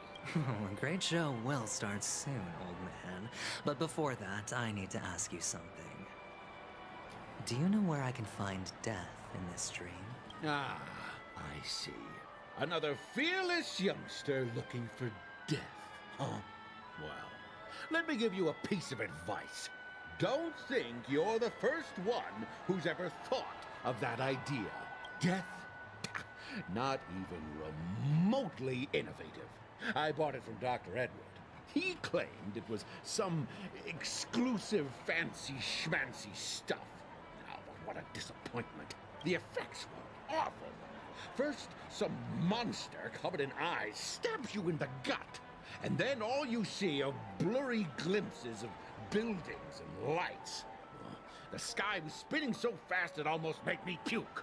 Is that all? Yeah, what else can you expect? Don't put too much stock in the Penacony movie industry. They even call this junk groundbreaking art. Can you believe it? What a joke. Well, I'll leave you be then. I hope you have a wonderful day. A monster covered in eyes. That sounds like the Memory Zone meme. But buildings and lights... I don't think those have anything to do with death. Well, that whole dream bubble was probably created using rumors and gossip. The disturbing voice in my head. It's getting closer.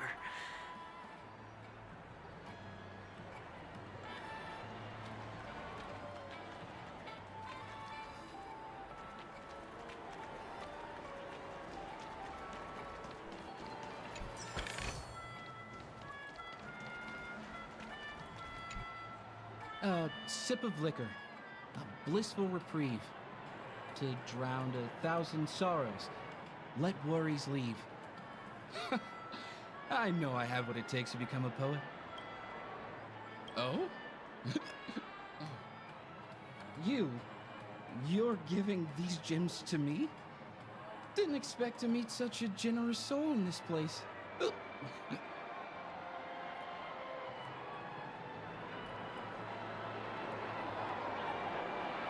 Or are you just pitying me? Well, it really doesn't matter. As long as I have Soul Glad, that's enough. This is just a dream after all.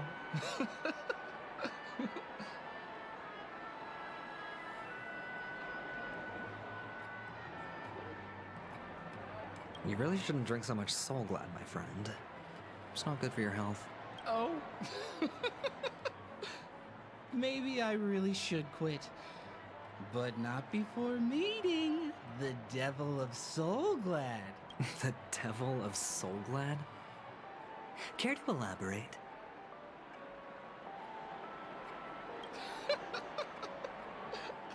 Yeah. It's a seahorse with a long neck. They say it loves to appear to drunk people, especially the ones who are passed out on the side of the road. How funny. Yeah. Very funny indeed. Thank you. Does everyone have to go through so much torment before joining the family? Darn it. Now I just want to dig out my brain and use it as evidence. Take care, my friend. If you ever find yourself in danger, remember that the hounds are always ready to help.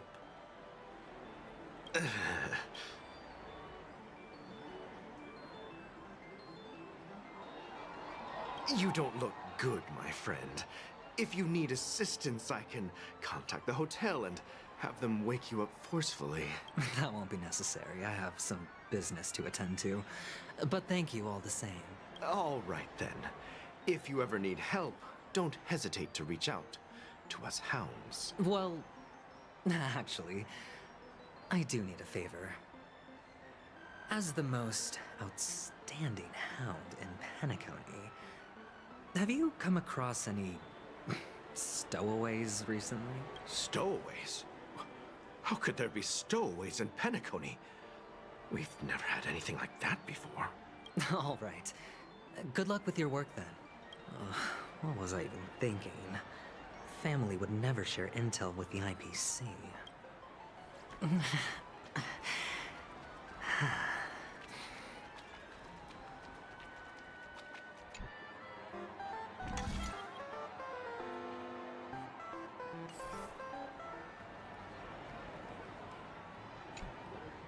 You want to talk to me?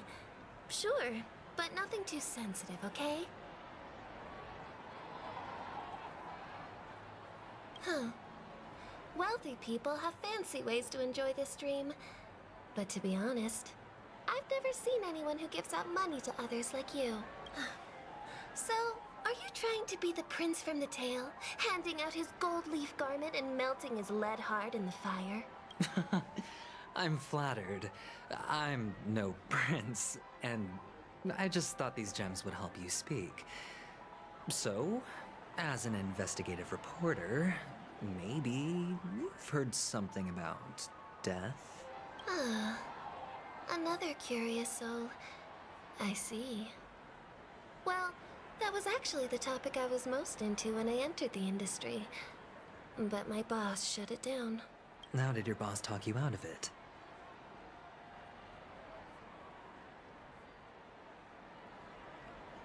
Well, she simply said, covering baseless urban legends like that would make us look like some third-rate tabloid. I thought about it, and she had a point. Reporting on stuff like blowing out birthday candles and getting spooked by nightmare ghosts isn't exactly professional material.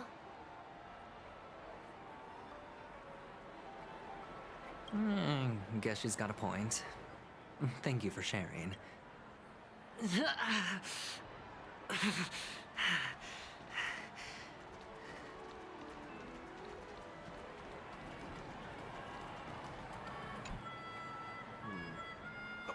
you wanting to talk to me? Sorry, I thought you were checking out something behind me. Is this a gift? For me? Yes, it's for you. Just take it. Is this for real? Someone is actually giving me a gift. Not for my parents, but for me. Thank you. Thank you so much. No, it's not much. I just want to ask you something. I knew it. What's on your mind?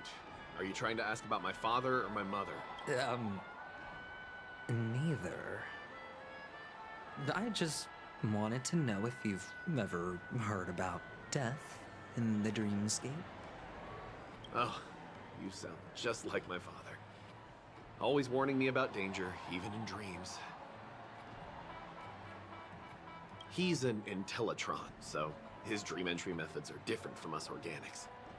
Can't count on him to protect me if something does go haywire. Funny, right now I'm still under his protection. How ironic.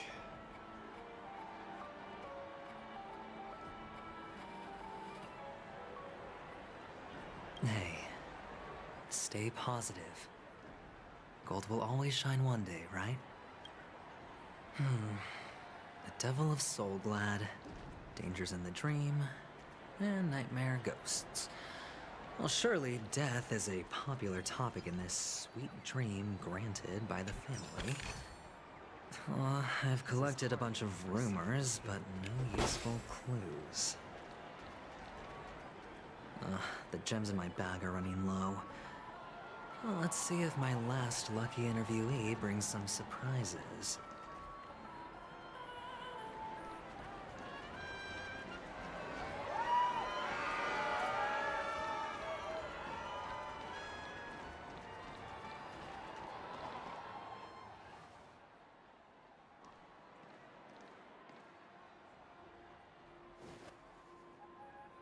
Remember what I said. You Sigonians are better off hiding in the sewers. Look at you, snooping around and sticking your nose everywhere. Is the smell of death so enticing, my fine fellow? Oh, it's you, masked fool. I should have guessed it.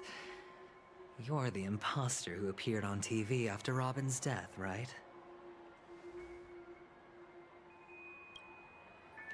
I heard you got caught by the family. I gave you a clear clue. Befriend a mute. Simple and straightforward, you know? And what did you do? You messed it up and ended up as their prisoner. I told you to make friends with a mute, not become one yourself. You really let me down. What do you mean? You know better than I do. Who watched the little songbird that couldn't sing perish right before their eyes? You did, Blondie. No, I mean...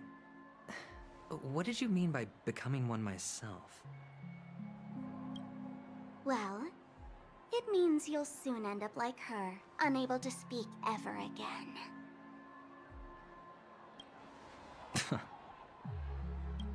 But it's a good thing if you ask me, because... Because I'm getting closer to the truth, right? Oh? Why else do you think I'm handing out cheap trinkets all over the streets, fool?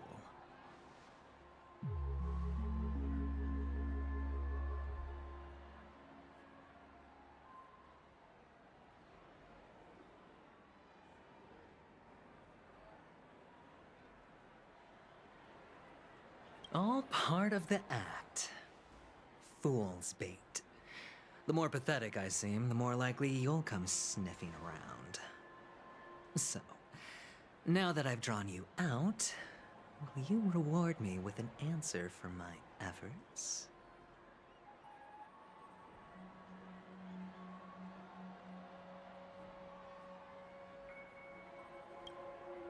Why should I help you?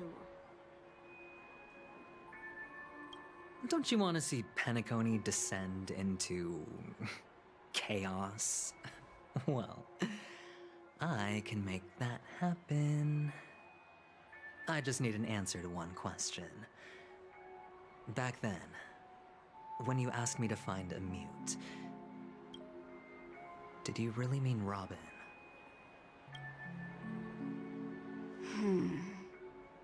And what if I say no? Then I'll thank you. Oh, the word no has never sounded so pleasing.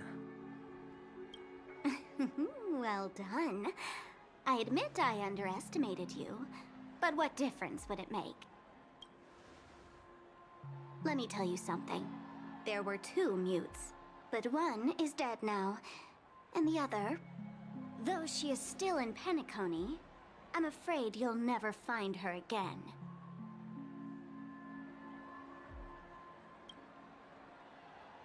Now I'm completely sure that I was on the right track from the beginning and never strayed, fool.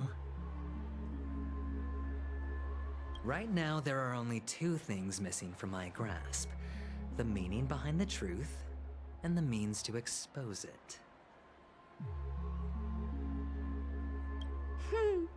How impressive. That's quite a fancy way of saying I haven't learned anything so far. Not exactly. I've gathered enough clues to prove its existence, and that's enough for me. As for the answers to my questions, I'll find them within 16 system hours.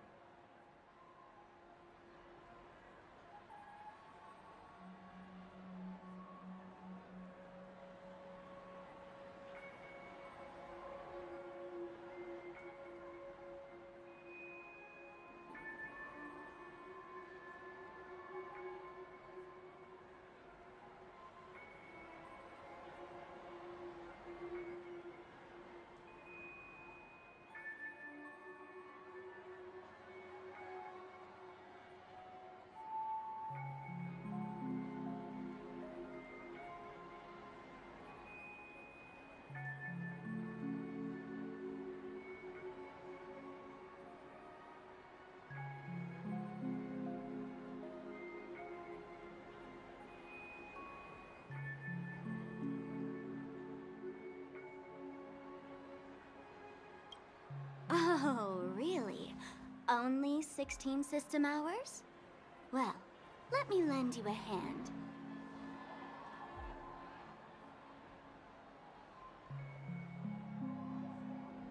Here you go. This is my precious, mutually assured distraction button, and I have one just like it. When either of us presses it, the other and the whole of Penacony will go up in smoke.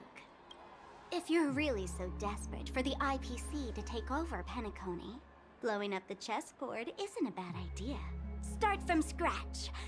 That's where the IPC excels, right?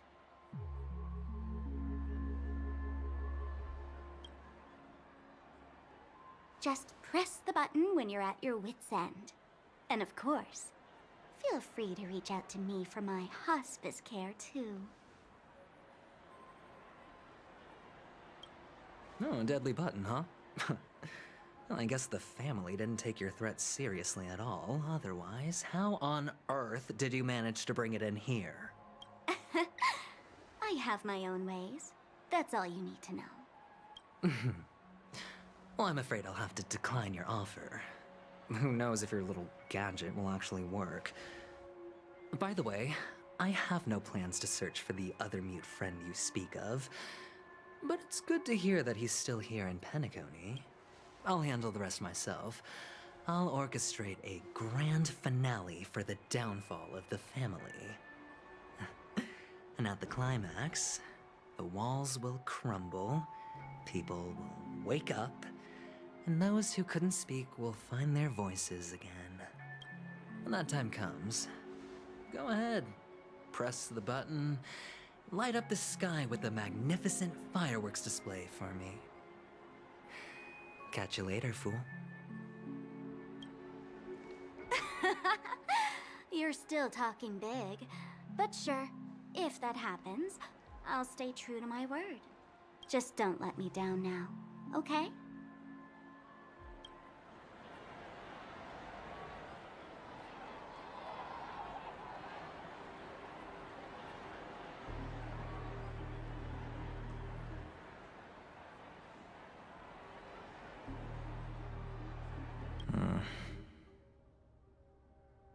So, number 35. You're back.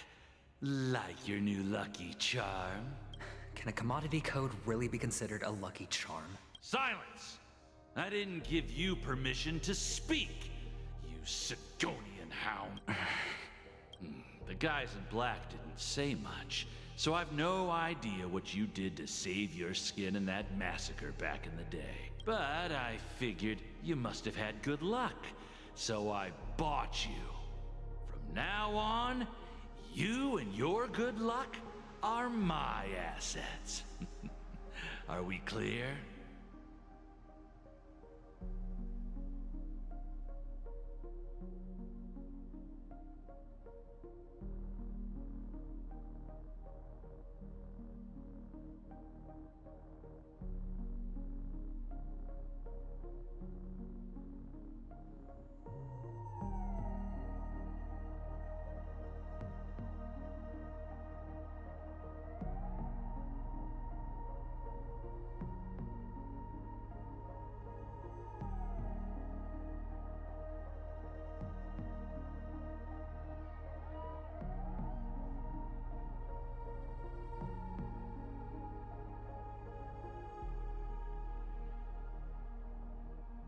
Your first task is simple.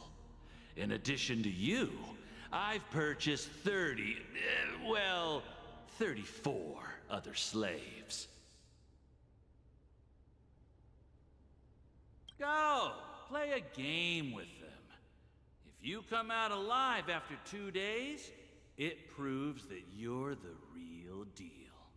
You're insane. Testing out if you're a good product. Aren't you worried that the money you spent on me will go to waste? I've got stacks on stacks, Blondie. The slave market is never short of self-righteous brats like you. But you look good, and that's why many customers are betting their fortunes on a scrawny brat like you. So go along now, and don't let your master down. How much did you spend? What? My price. How much did you pay? Huh. You really want to know? Well, it was 60 tanba. No more, no less. I'll take my chances. 30 tanba. If I come back alive, you'll give me 30 tanba. Deal? Are you trying to strike a bet with me? Oh, you've got some guts. Yeah, sorry, but that won't do. Don't forget your place, slave. You're not qualified to be at the table. You're just a chip. A life thrown away in someone else's hands. Either you come back with more chips for your master, or you never come back. It's all or nothing. Don't embarrass me, my lucky hound.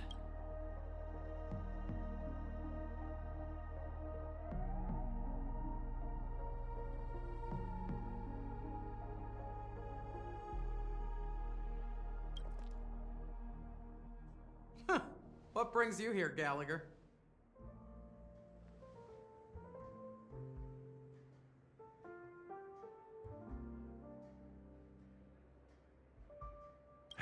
Some friends from the old days. Do you have a moment to spare, Siobhan? Oh, I have the whole day to spare. Ladies and gentlemen, welcome to Dream Jolt Hostelry.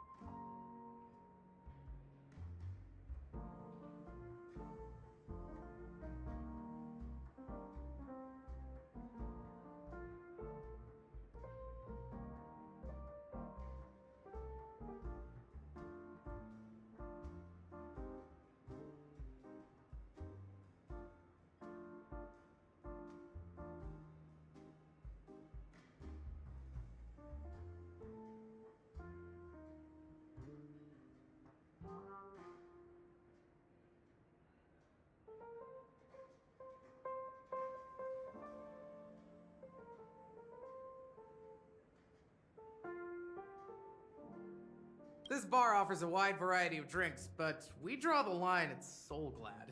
Why settle for ordinary when you can experience extraordinary? We're dedicated to serving up nothing but pure joy and laughter.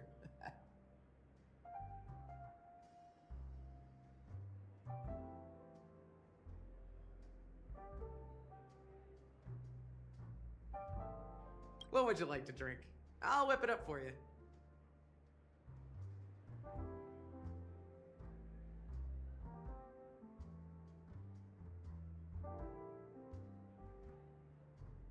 Oh, look! A lady as cool as Serval!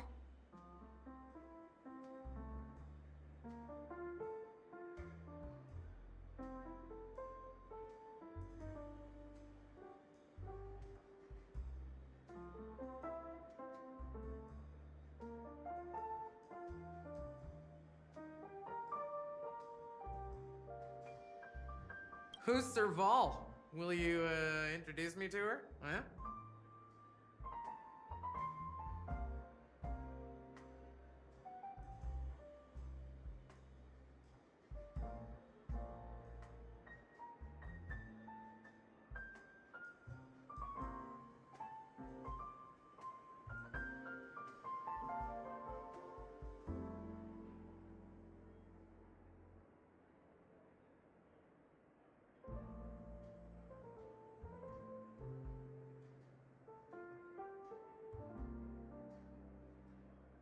Oops!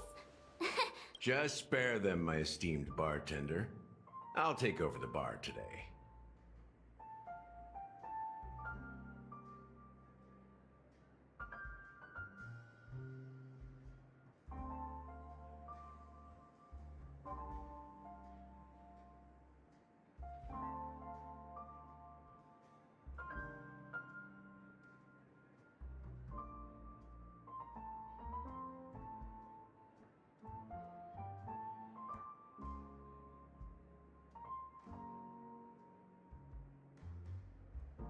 I'm getting up there in age, and I need some practice before I forget the skills that used to put food on my table. Where did you stash the ingredients?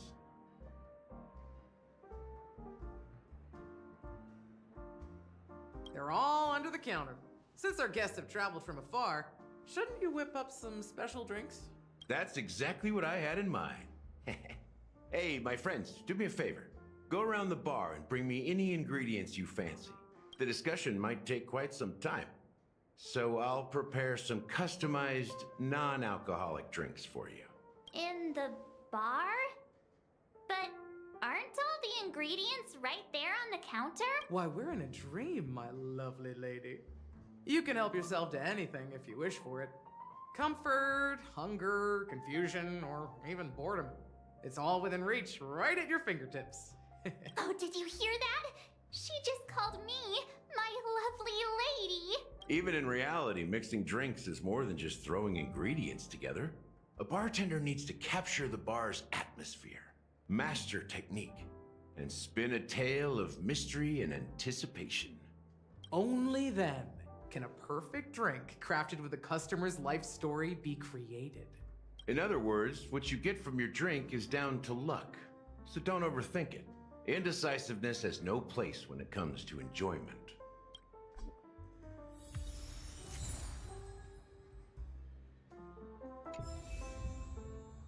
Does that hurt?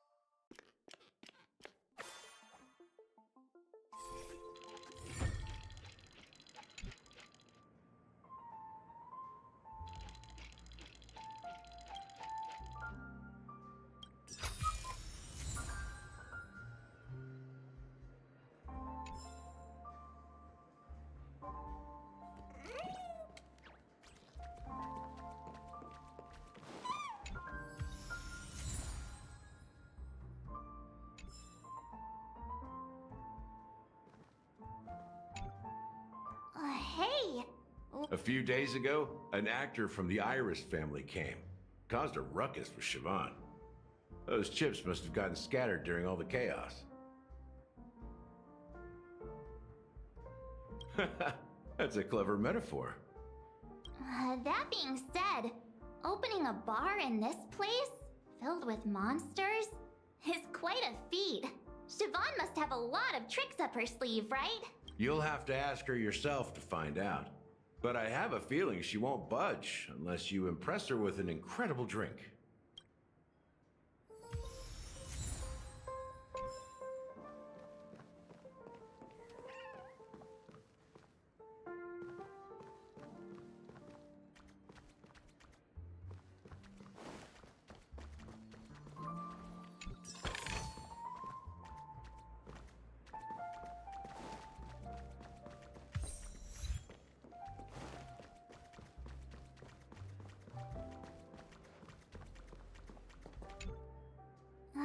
Can this be used for mixing drinks?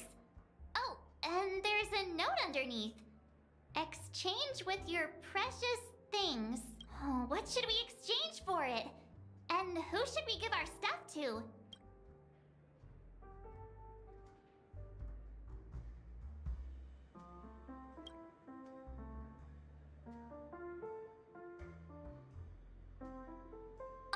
Whoa! The words on the note are changing. Happiness belongs to the noble. Does this mean we can take it? Doing good deeds does pay off. Thank you.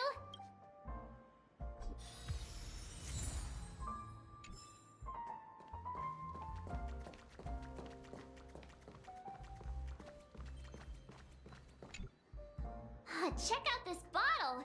The liquid inside looks beautiful. And the label reads, Dream Syrup, thick. I don't see an expiration date, but the production date is...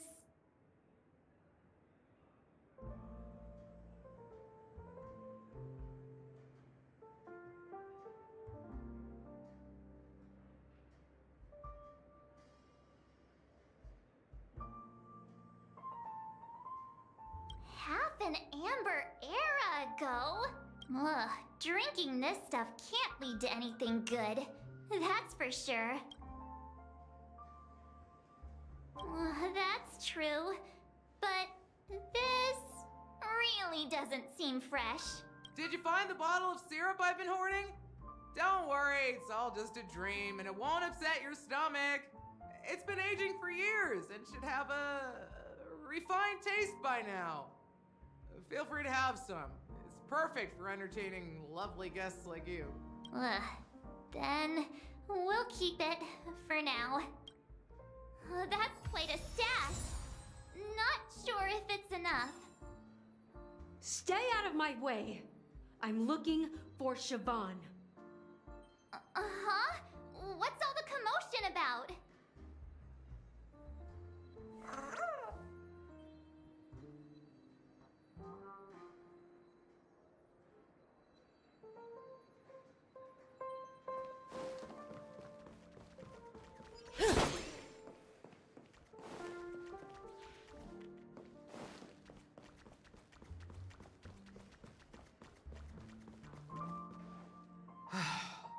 Haven't I made myself clear enough, Miss Amiki?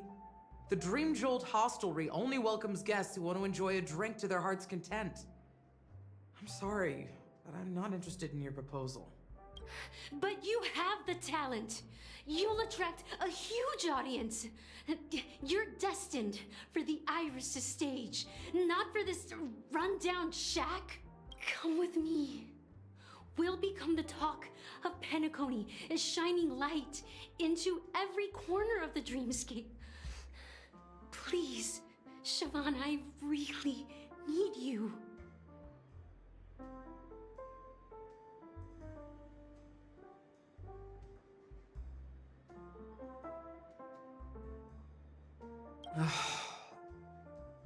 As you see, I'm entertaining my guests. Don't make me repeat myself. Fine.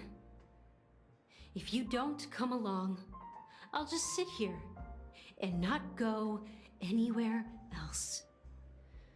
Give me a sparkling drink. Sweet. With extra ice. Just... What's her deal? We can't discuss the case with other people hanging around the bar.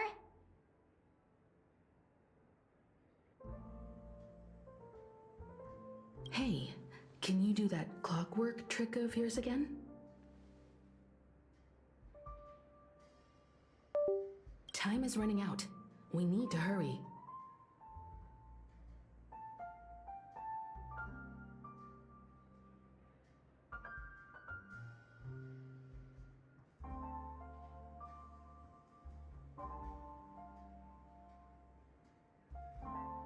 Yeah, I'm counting on you.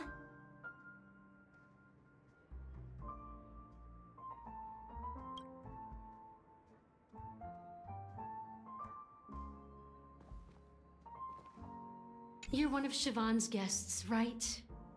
What can I do for you? If you're here to convince me to leave, please stop it.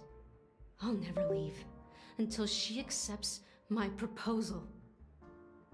I just don't get why she won't leave this place. This rundown shack with no customers whatsoever.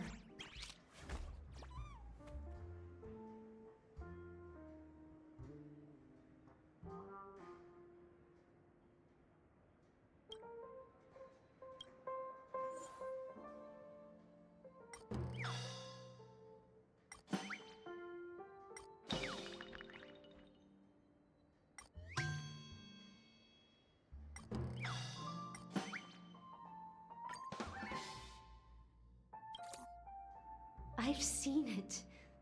The moment when Siobhan and I share the stage, the crowd is going wild. Applause crashing like waves. The aroma of irises fills the air. A beautiful melody playing. Ribbons dancing around us.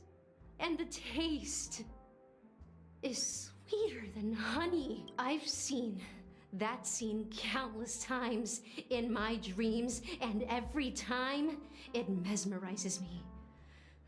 That's why I have to bring her back to that world, no matter what it takes. Want to raise a glass, my attentive listener? Let's consider it a toast to my far-fetched dream.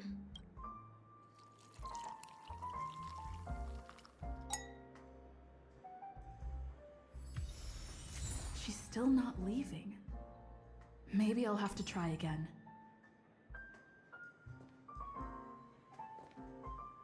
I just don't get why she won't leave this place.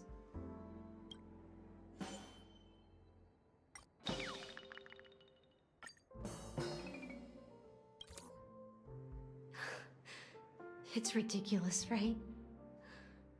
Our paths were never meant to cross, yet I'm still holding on to her. I'm too timid and shy, longing to shine but afraid of stepping into the spotlight. I need her guidance, because I'll never be able to do anything alone. You don't know Siobhan's past, and you have no clue how radiant she used to be. Even among the talented Iris family, her skill was unmatched. I know she probably thinks I'm just trying to ride her fame to get ahead. But all I want is for her to reclaim her place.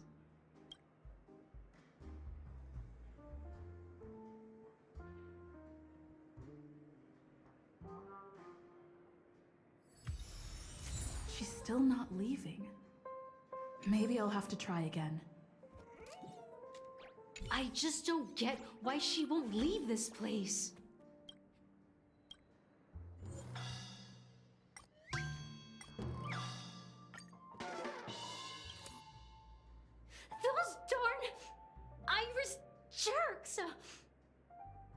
they're the ones who forced Siobhan into hiding here, running this pesky bar. It's all their dirty scheming. I get it now. She's not leaving because she doesn't want to run into them again.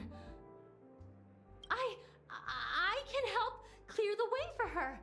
I can do her a favor. I'll go back and write a letter to the Dream Master exposing the crimes committed by the Iris family.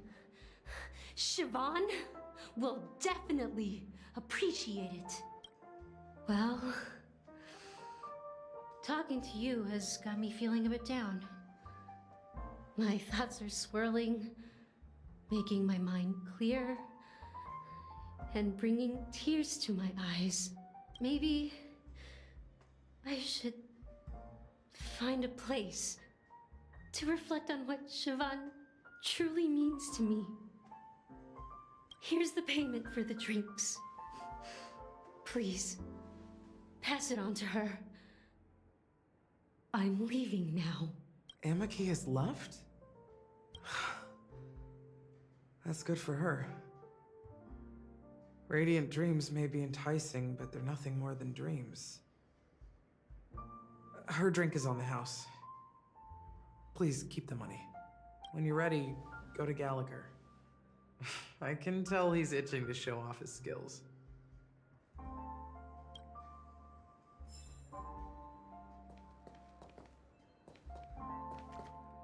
That being said, mixing a drink is way simpler than you'd imagine. Just pick your favorite ingredients, toss them in a glass, mix it up, and it's done.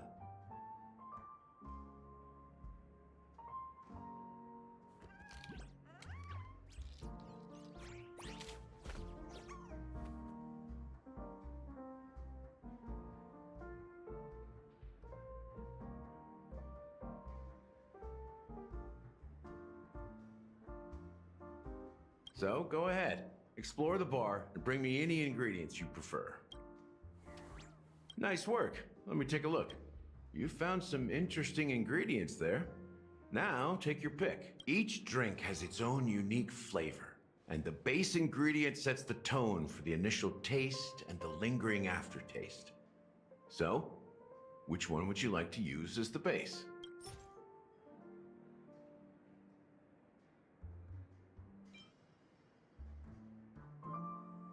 The original formula is said to be Nunu's favorite drink.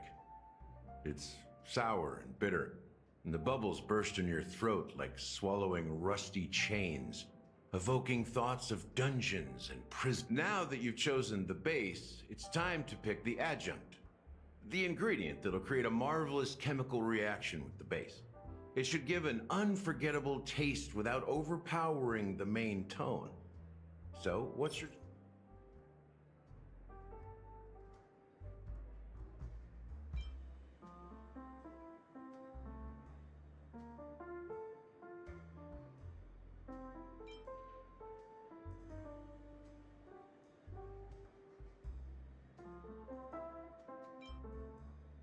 Bright future. A taste that's been a long time coming. I'll never forget the flavor that danced on my tongue as Mikhail whisked me through the dreamscape wilderness. Those were haunting times. Too beautiful to be real. Mikhail. Almost there. Let's pick a decoration. Which style do you prefer? Anything you need, I've got it. The IPC's favorite. And, well, it's done. Here's to you, the Nameless, with this glass of A Ticket to the Boneyard. To the dead and the dumb. Well done, Gallagher. You're not over the hill yet. So, are you satisfied? Oh, the flavors! They're way more sophisticated than Soulglad. The richness and layers of these flavors are a masterpiece, especially with the adjuncts. I can taste the spicy and sour notes with a hint of sweetness. I'm not entirely sure what it all means. Maybe Mr. Gallagher can shed some light on it. Well, if you're expecting a profound answer, I'm afraid I'll disappoint you. The imagery it implies is pretty straightforward. It's just a glimpse of what this dream truly tastes like. Nothing more. Does this true taste have anything to do with that Mikhail? Yeah, that name does sound familiar. When you got knocked out by that masked fool girl, I think I heard someone calling that name. Do you remember? I was right about you. You guys seem to know quite a bit, and now there's no reason to hide anything from you anymore. Let's dig deeper into the case, and of course, I'll tell you a story about Mikhail. All right, let's start with what we know based on the clues the family has. It seems that Firefly isn't a local or an invited guest. In other words, she's a stowaway. She managed to fool me at first. My age must be getting the best of me. But here on the planet of festivities, stowaways are a common sight. You're bound to run into one sooner or later. After the incident, the hounds wasted no time searching for that girl in both the dreamscape and reality. But here's the thing. We only received bad news. And the trickiest kind at that. She simply vanished, leaving no trace in the dreamscape or reality. As if she had never come to Penacony at all. Huh? Does that mean...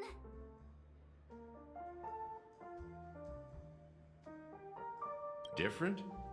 Are you suggesting that girl wasn't actually killed? Come on, aren't you a witness in this case? Let me be frank. This case, actually, is unlike anything the Bloodhound family has dealt with before. Dealt with before? So, death does happen in Penacony, if I understand correctly. You've witnessed it, so there's no need to hide. Even the shiniest city has its dark side. We're all adults here. Surely I don't need to explain too much to you. Confronting the family based on that alone would be naive. Death may occur in sweet dreams. So what? Such events are highly unlikely and only affect a tiny number of people.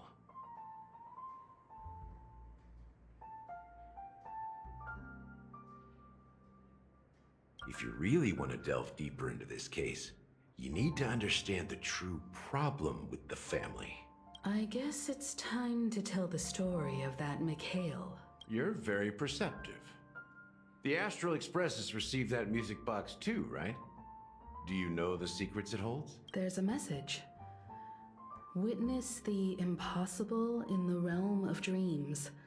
Find the legacy of the Watchmaker, father of Penacony, and thus the answer to the question, why does life slumber? That's the exact wording. Hey, why are you laughing? Wait, did you write it? It's quite poetic. No, but I'm the officer in charge of this case. So how could I not know? I'm sure you must have noticed that this message didn't come from the family. You might have even guessed that the relationship between the family and the Watchmaker isn't as close as it seems. That's just our speculation. Actually, it's hard to believe that the father of Penacony and its actual managers are at odds. Now I can assure you that your speculation is absolutely correct. The family has considered the Watchmaker an enemy for a long time. But the hounds haven't been able to track him down, as he seems to be living only in the characters and stories he created. Let me ask you a question. Have you ever wondered why the family allowed the Watchmaker to send out such a ridiculous message to the outside world? Inviting you here and causing chaos? So, you want to seize this opportunity to expose the Watchmaker? Well, now you understand why the Oak family authorized the Nameless to assist in the investigation, but kept you in the dark, right? Because the Watchmaker is not the legend of the Land of the Dreams at all. He's the most shameful stain in the history of Penacony, and he's the root cause of all the anomalies in the dreamscape. You don't get it? Well, Mikhail, the betrayer of the family, He's the watchmaker.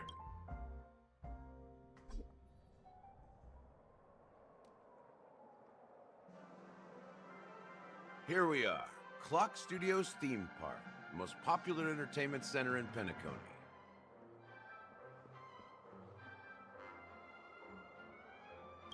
Wait, aren't we supposed to be discussing the watchmaker? I would have expected you to take us to maybe a library or an archive room of sorts. But an amusement park? The culture of a city reflects its history in the most authentic way. To you, it's a fun place. But to me, it's a prison for the planet's past. You know that Penacony used to be the IPC's prison planet, right?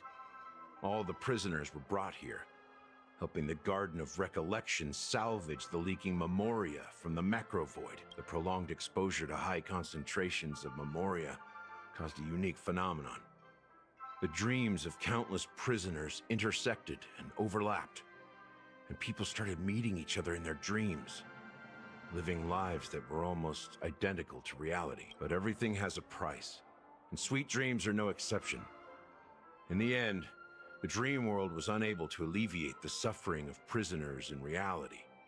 One of the prisoners broke free from the IPC's shackles and fought for freedom. He is Hanu, the great leader of Dreamville, the great peacemaker, and the faithful companion of the underdogs.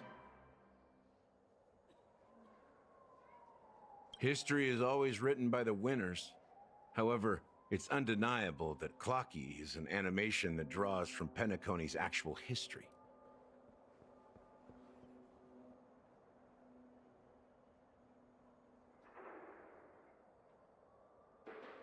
These characters not only exist in Dreamville, but also in the distant past. Once you realize this, you'll understand why we're here.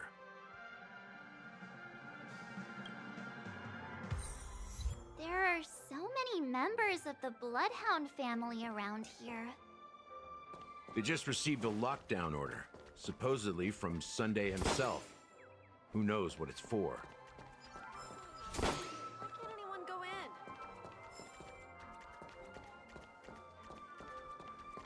My friend, have we met before?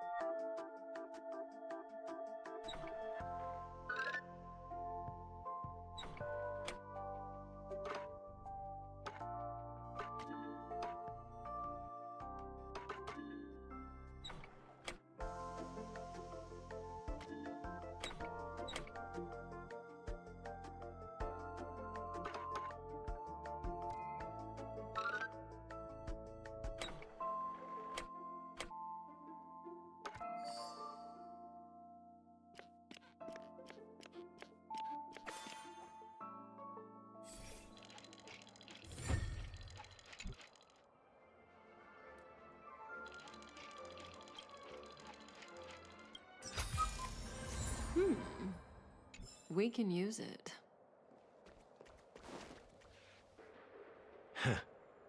So many of them. I've never seen anything like this, even when they're tracking down suspects.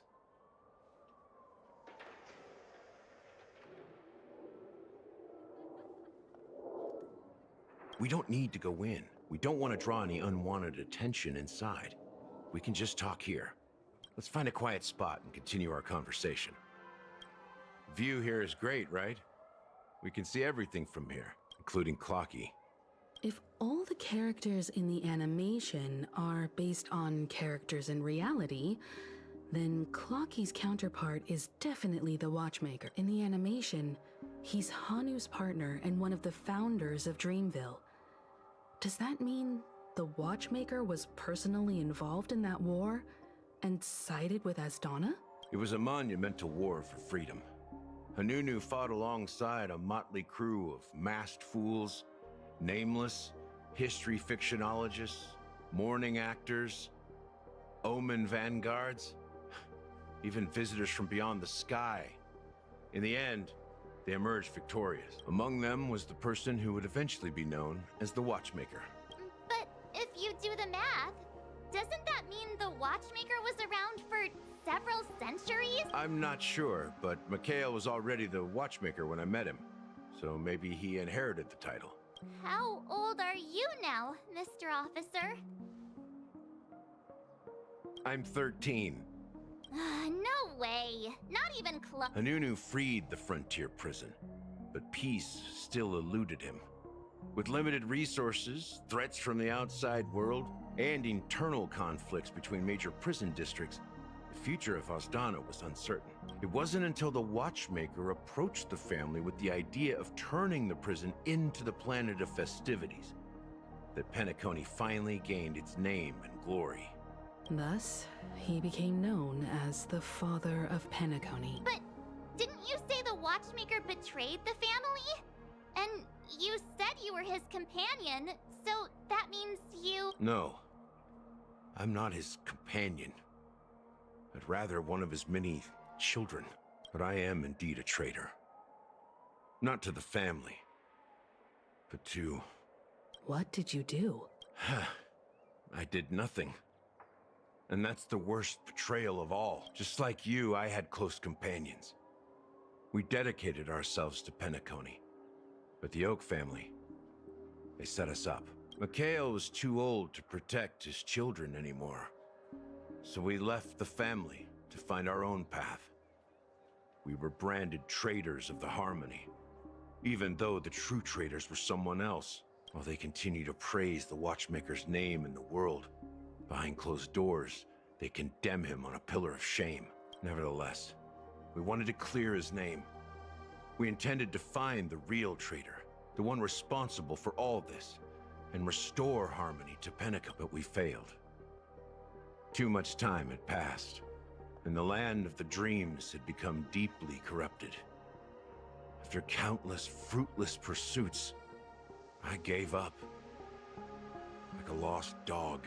The family accepted me and made me an officer, supposedly as a form of forgiveness. But it was actually a punishment. Since then, I've been completely cut off from my partners and my past. As for Mikhail, I heard he died in obscurity, in a place where no one could find him. That's when I realized that the Penacony I once knew would never return. We're truly sorry for what happened. But this is not the end of the story, right? Apparently, someone has inherited the title of the Watchmaker and has been secretly working against the family all this time. Well, that's one way to look at it. However, only one member has truly inherited the Watchmaker's title. Unfortunately, after all these years, I have no idea who that person is, or if they're even real. Or just Mikhail's lost soul haunting the dreams. So, do you understand why I'm spilling all this info? Because I believe the girl's death must be connected to the Watchmaker's legacy. And at the end of all these mysteries, we will find the answers we are seeking. If it really is Mikhail's ghost, I want to meet him. If only for the last time. For those who despise me could form a line from here all the way to the entrance of the hotel. But those willing to look me in the eye and hear me out? Let's just say, there won't be many. I've told you all I know is a sign of gratitude. Thank you for listening to this old dog, bark and all.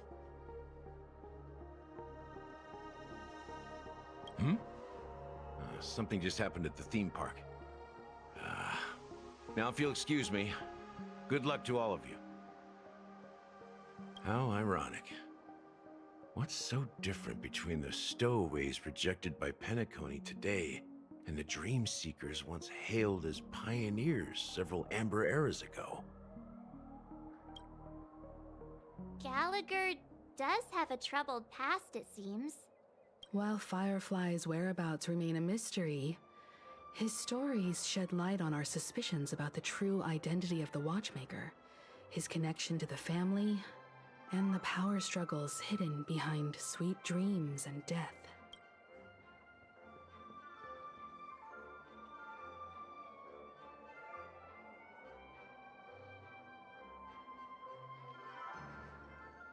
Now that we've confirmed a lot of our suspicions, let's take a moment to think about the clues we have. Send a message to Welt and see how things are going on his end.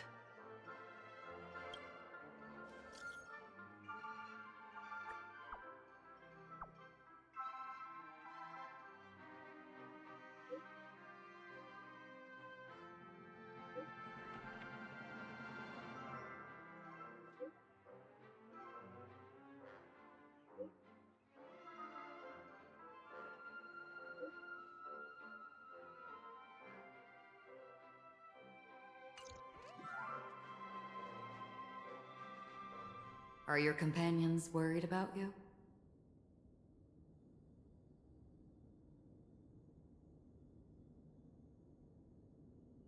They're just checking up on me. Let's get in and get out. Seems they've made some progress. Looks like we're about to enter the depths of Dewlight Pavilion. It's been a smooth ride. Almost too smooth for a heavily guarded mansion. Let's see if there's anyone waiting.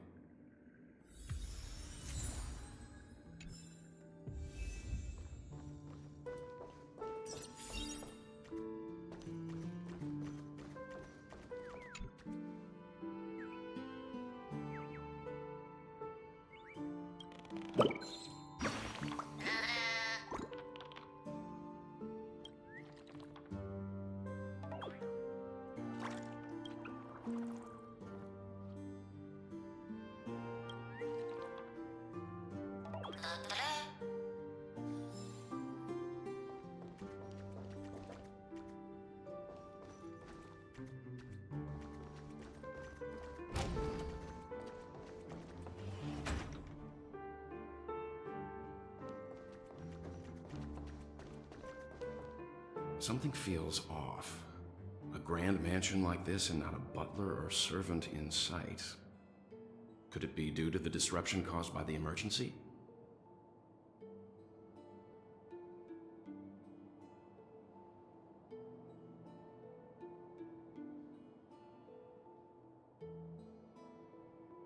Well, this door is open. Looks like we'll have to investigate ourselves. Let's... Just one moment.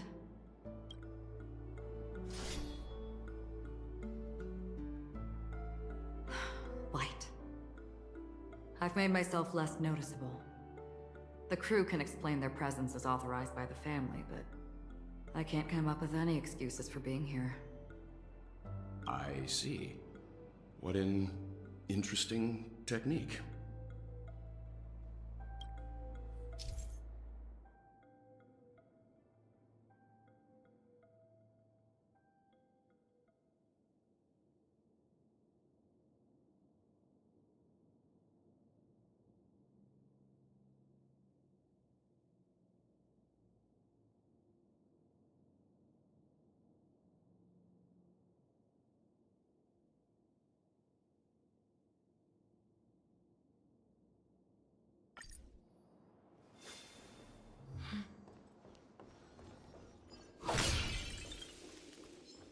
Stream forth the gleam of old blades.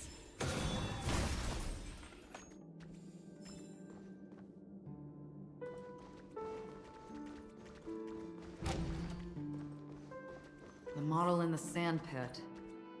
It's the golden hour, isn't it? Maybe the footprints here are different from the rest. There are 2 sets of them. Looks like outsiders might have passed through here not long ago.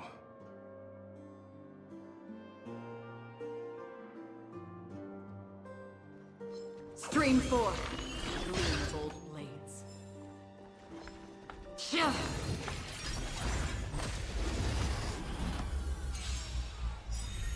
Another Good journey times. begins. Time to say bye. Boom.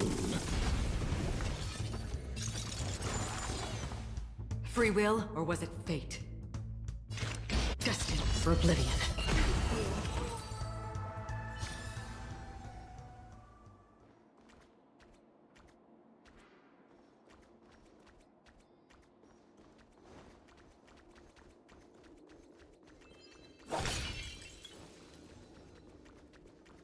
Stream forth the gleam of old blades.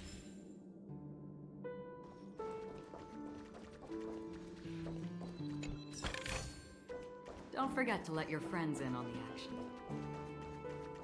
While there aren't any people in this mansion, they've set up quite a few mimetic guards to patrol this place.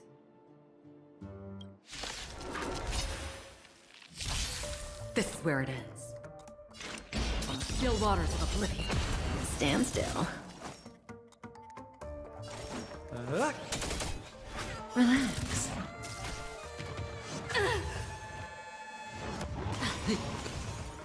I weep for the departed.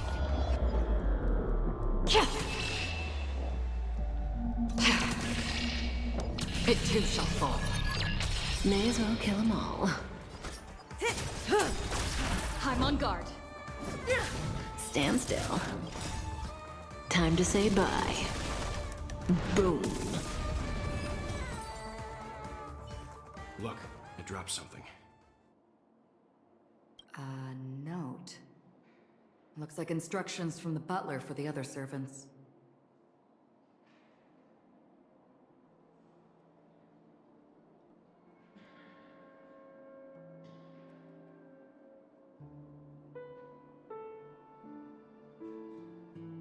It seems like the mansion's entire workforce were assigned other tasks before Robin's death. It must have been a big project to require. But no matter what their main priorities are, there should always... So you're saying someone deliberately cleared the place out? Yeah, but I don't know why.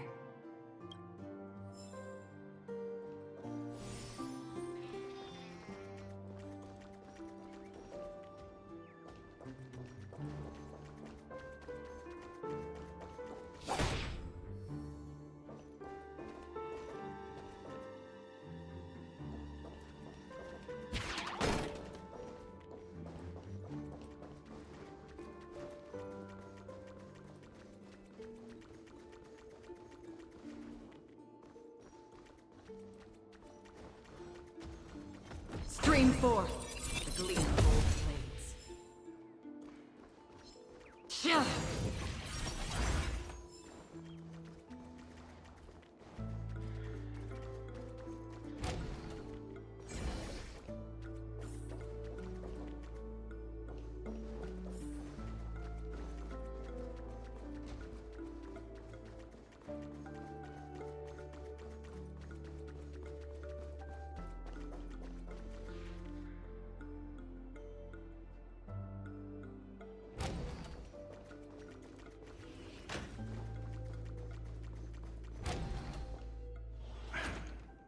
No one here either.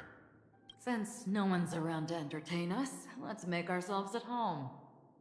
Stay close to me so that my white can cover you too.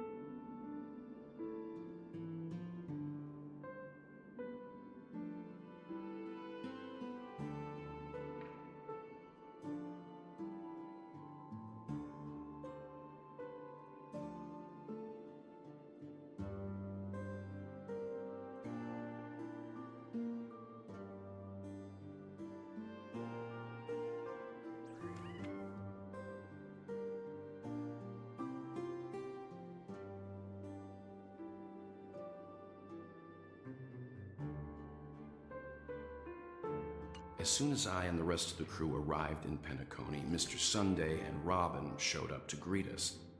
I remember hearing something unusual in her voice, and now it seems I was right. Robin believed it was because the harmony had been tampered with somehow. But as far as I know, there aren't many entities capable of interfering with the power of paths. Meaning? If there really is a traitor within the family, that person must hold a high position or possess unimaginable strength. That would explain why Mr. Sunday has been having such difficulty in catching the traitor.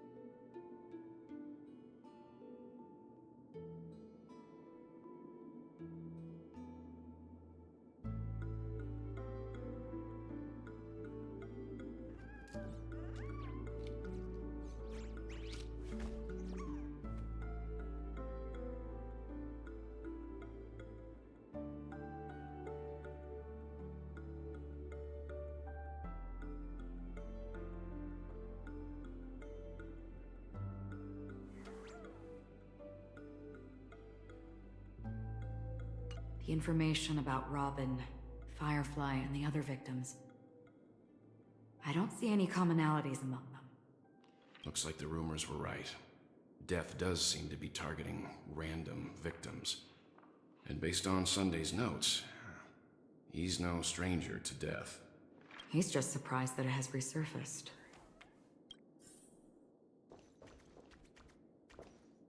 This light cone is securely guarded. It must hold some important memories.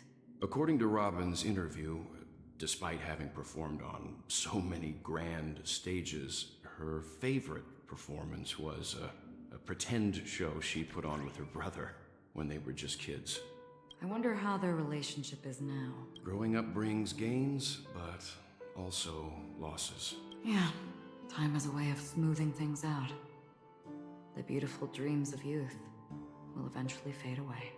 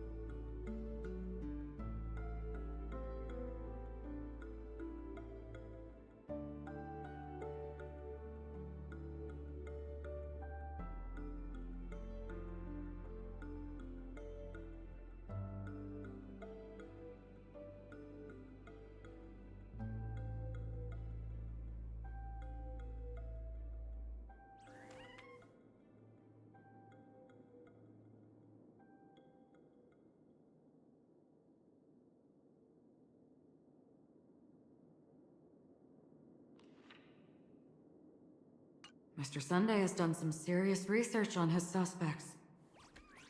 This traitor must have been causing trouble for the family for a long time. They all seem to be insiders, but I haven't met any of them. Huh? Wait, these characteristics. What is it? No, nothing. Maybe I'm just overthinking things. However, if this traitor really exists, could they be responsible for Firefly and Robin's deaths? Perhaps that's why Sunday is taking this matter so seriously.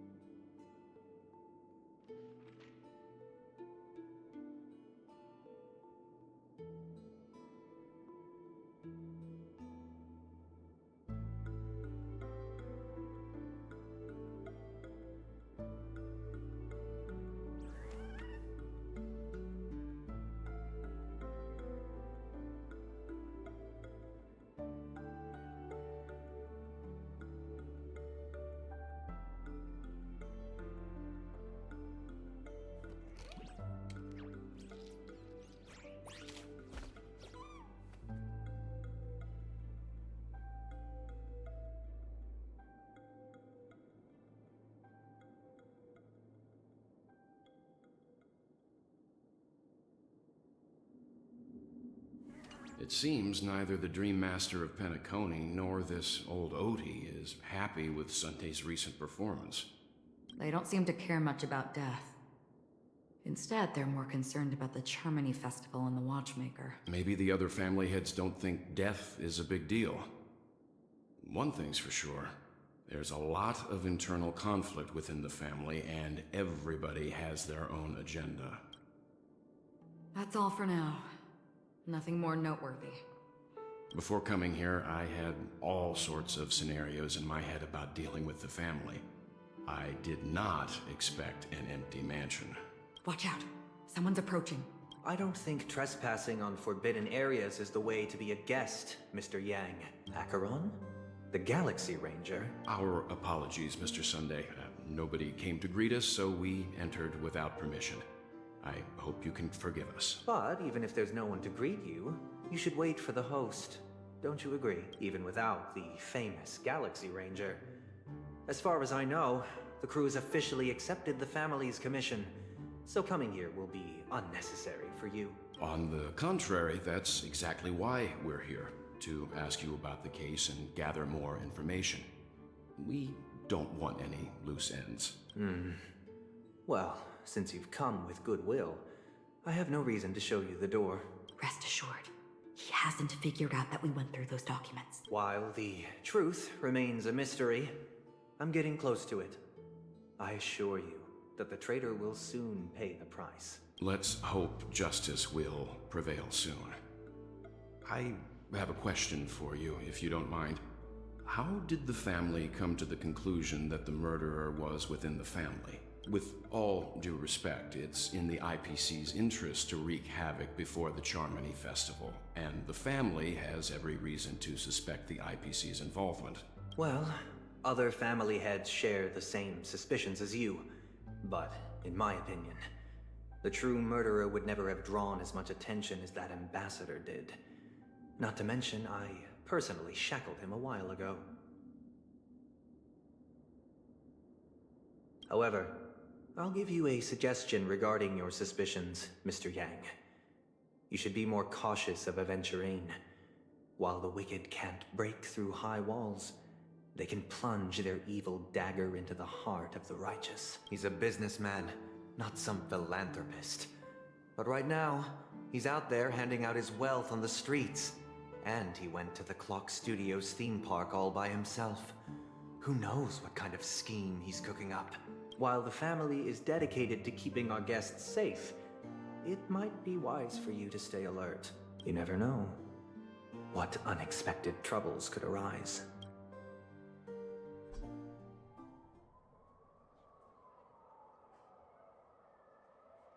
According to a Pierpoint hotline tip, there was a major breakthrough in the shocking Ejhazio Aventurine case. The suspect has been arrested.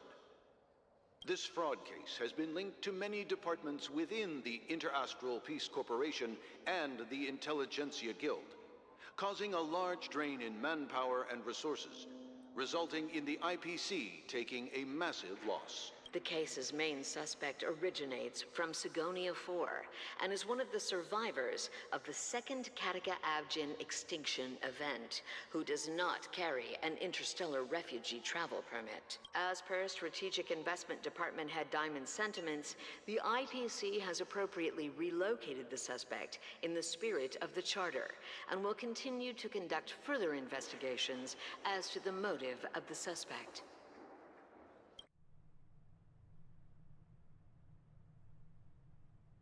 What pretty eyes.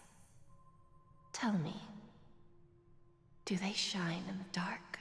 Well, if they did, I'd sell them in a heartbeat.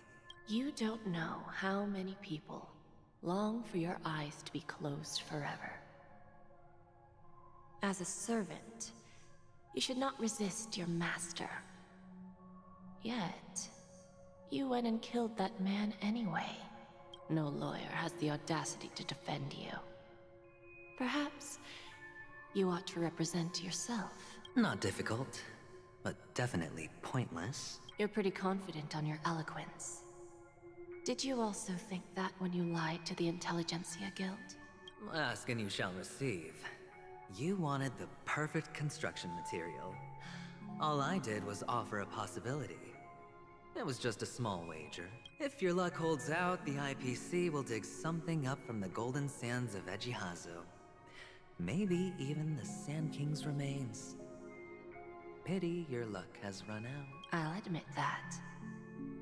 What I'm more curious about, though, is why such a grand scheme failed to benefit anyone in the end, including the perpetrator himself. Madam, I already have what I want. To be brought before you for the next high-stakes gamble. Then let's talk about the second gamble. Tell me, what are you prepared to wager this time? My life. I bet you won't send me to the gallows. What do you want, then? I want your Lenore to meet with me. I have something to say. And then what? I want cash. It can't be that simple, can it? It is that simple. 30 tanbas. The remainder of my market value. 30 tanbas. No more, no less. With this money, I'll climb to even greater heights than you. Grasp even more riches than you. I wager you won't give me this chance. Which is why you should call him here. Interesting. A pity Diamond won't see you. No one gets to see him. From here on out, I am Diamond's representative, and I will decide on his behalf. You're wrong. 30 tanbas. He'll give you that. And much more than that. Wealth, status, power. The IPC will give you whatever you want. Even what you don't want. Kakavasha. A good name, but unfortunately destined to be buried in the dirt. You, though, you deserve to live, to create even more wealth for us. Go, pick the clothes you like, then choose your desired identity. And then, use them well, child. May your schemes be forever concealed. Life is like a long-term investment. Those who choose correctly, do the correct things, reach the correct outcomes, and show the world their value. People can't always make the right choices in their lives. But luck has always been on my side. I've never lost. Is it because Gayathra blesses me? Well, if that's the case, she must also be looking upon me right now. My success is inevitable. But what then? Even if I overcome this difficult trial, what would come next? What awaits me after this glorious gamble? An even more glorious one? Will I return triumphant with unending riches after countless successes, or will I encounter failure? Never to return. I'm pretty sure you already have some ideas, lowly gambler.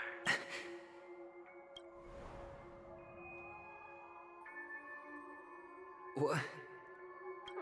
What?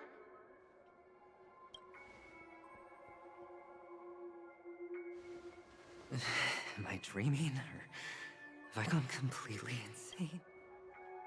Perhaps both. Forgotten me already? When you were strapped to that electric chair by a mannequin warlords, who was it that gave you the idea? Fine. I may be crazy, but I'm not stupid. Get out of my head, newborn of the Harmony. The Harmony? Oh, don't play the fool. It's not the first time we've met. No need to be so polite. I'm you, and perhaps even more aware of yourself than you. Of what exactly you want. You're dying. And you still want to drag a bunch of unfortunate fools with you through death's door. That's why you're here, isn't it? A grand unveiling. You really think you can pull it off? Why not? Well, you may have fooled everyone, but you can't fool yourself. I can show you.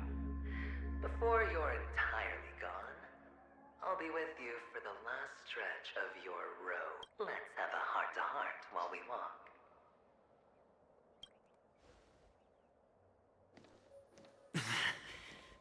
What exactly are you? Most people in this world spend their entire lives just to reach one outcome. And I am that outcome. Kakavasha, I am your future. First, I'm hearing things, and now I'm seeing them. Great. Am I going to be elevated into the Harmony's Emanator next? Oh, why are there no guests here? What's that featherhead doing?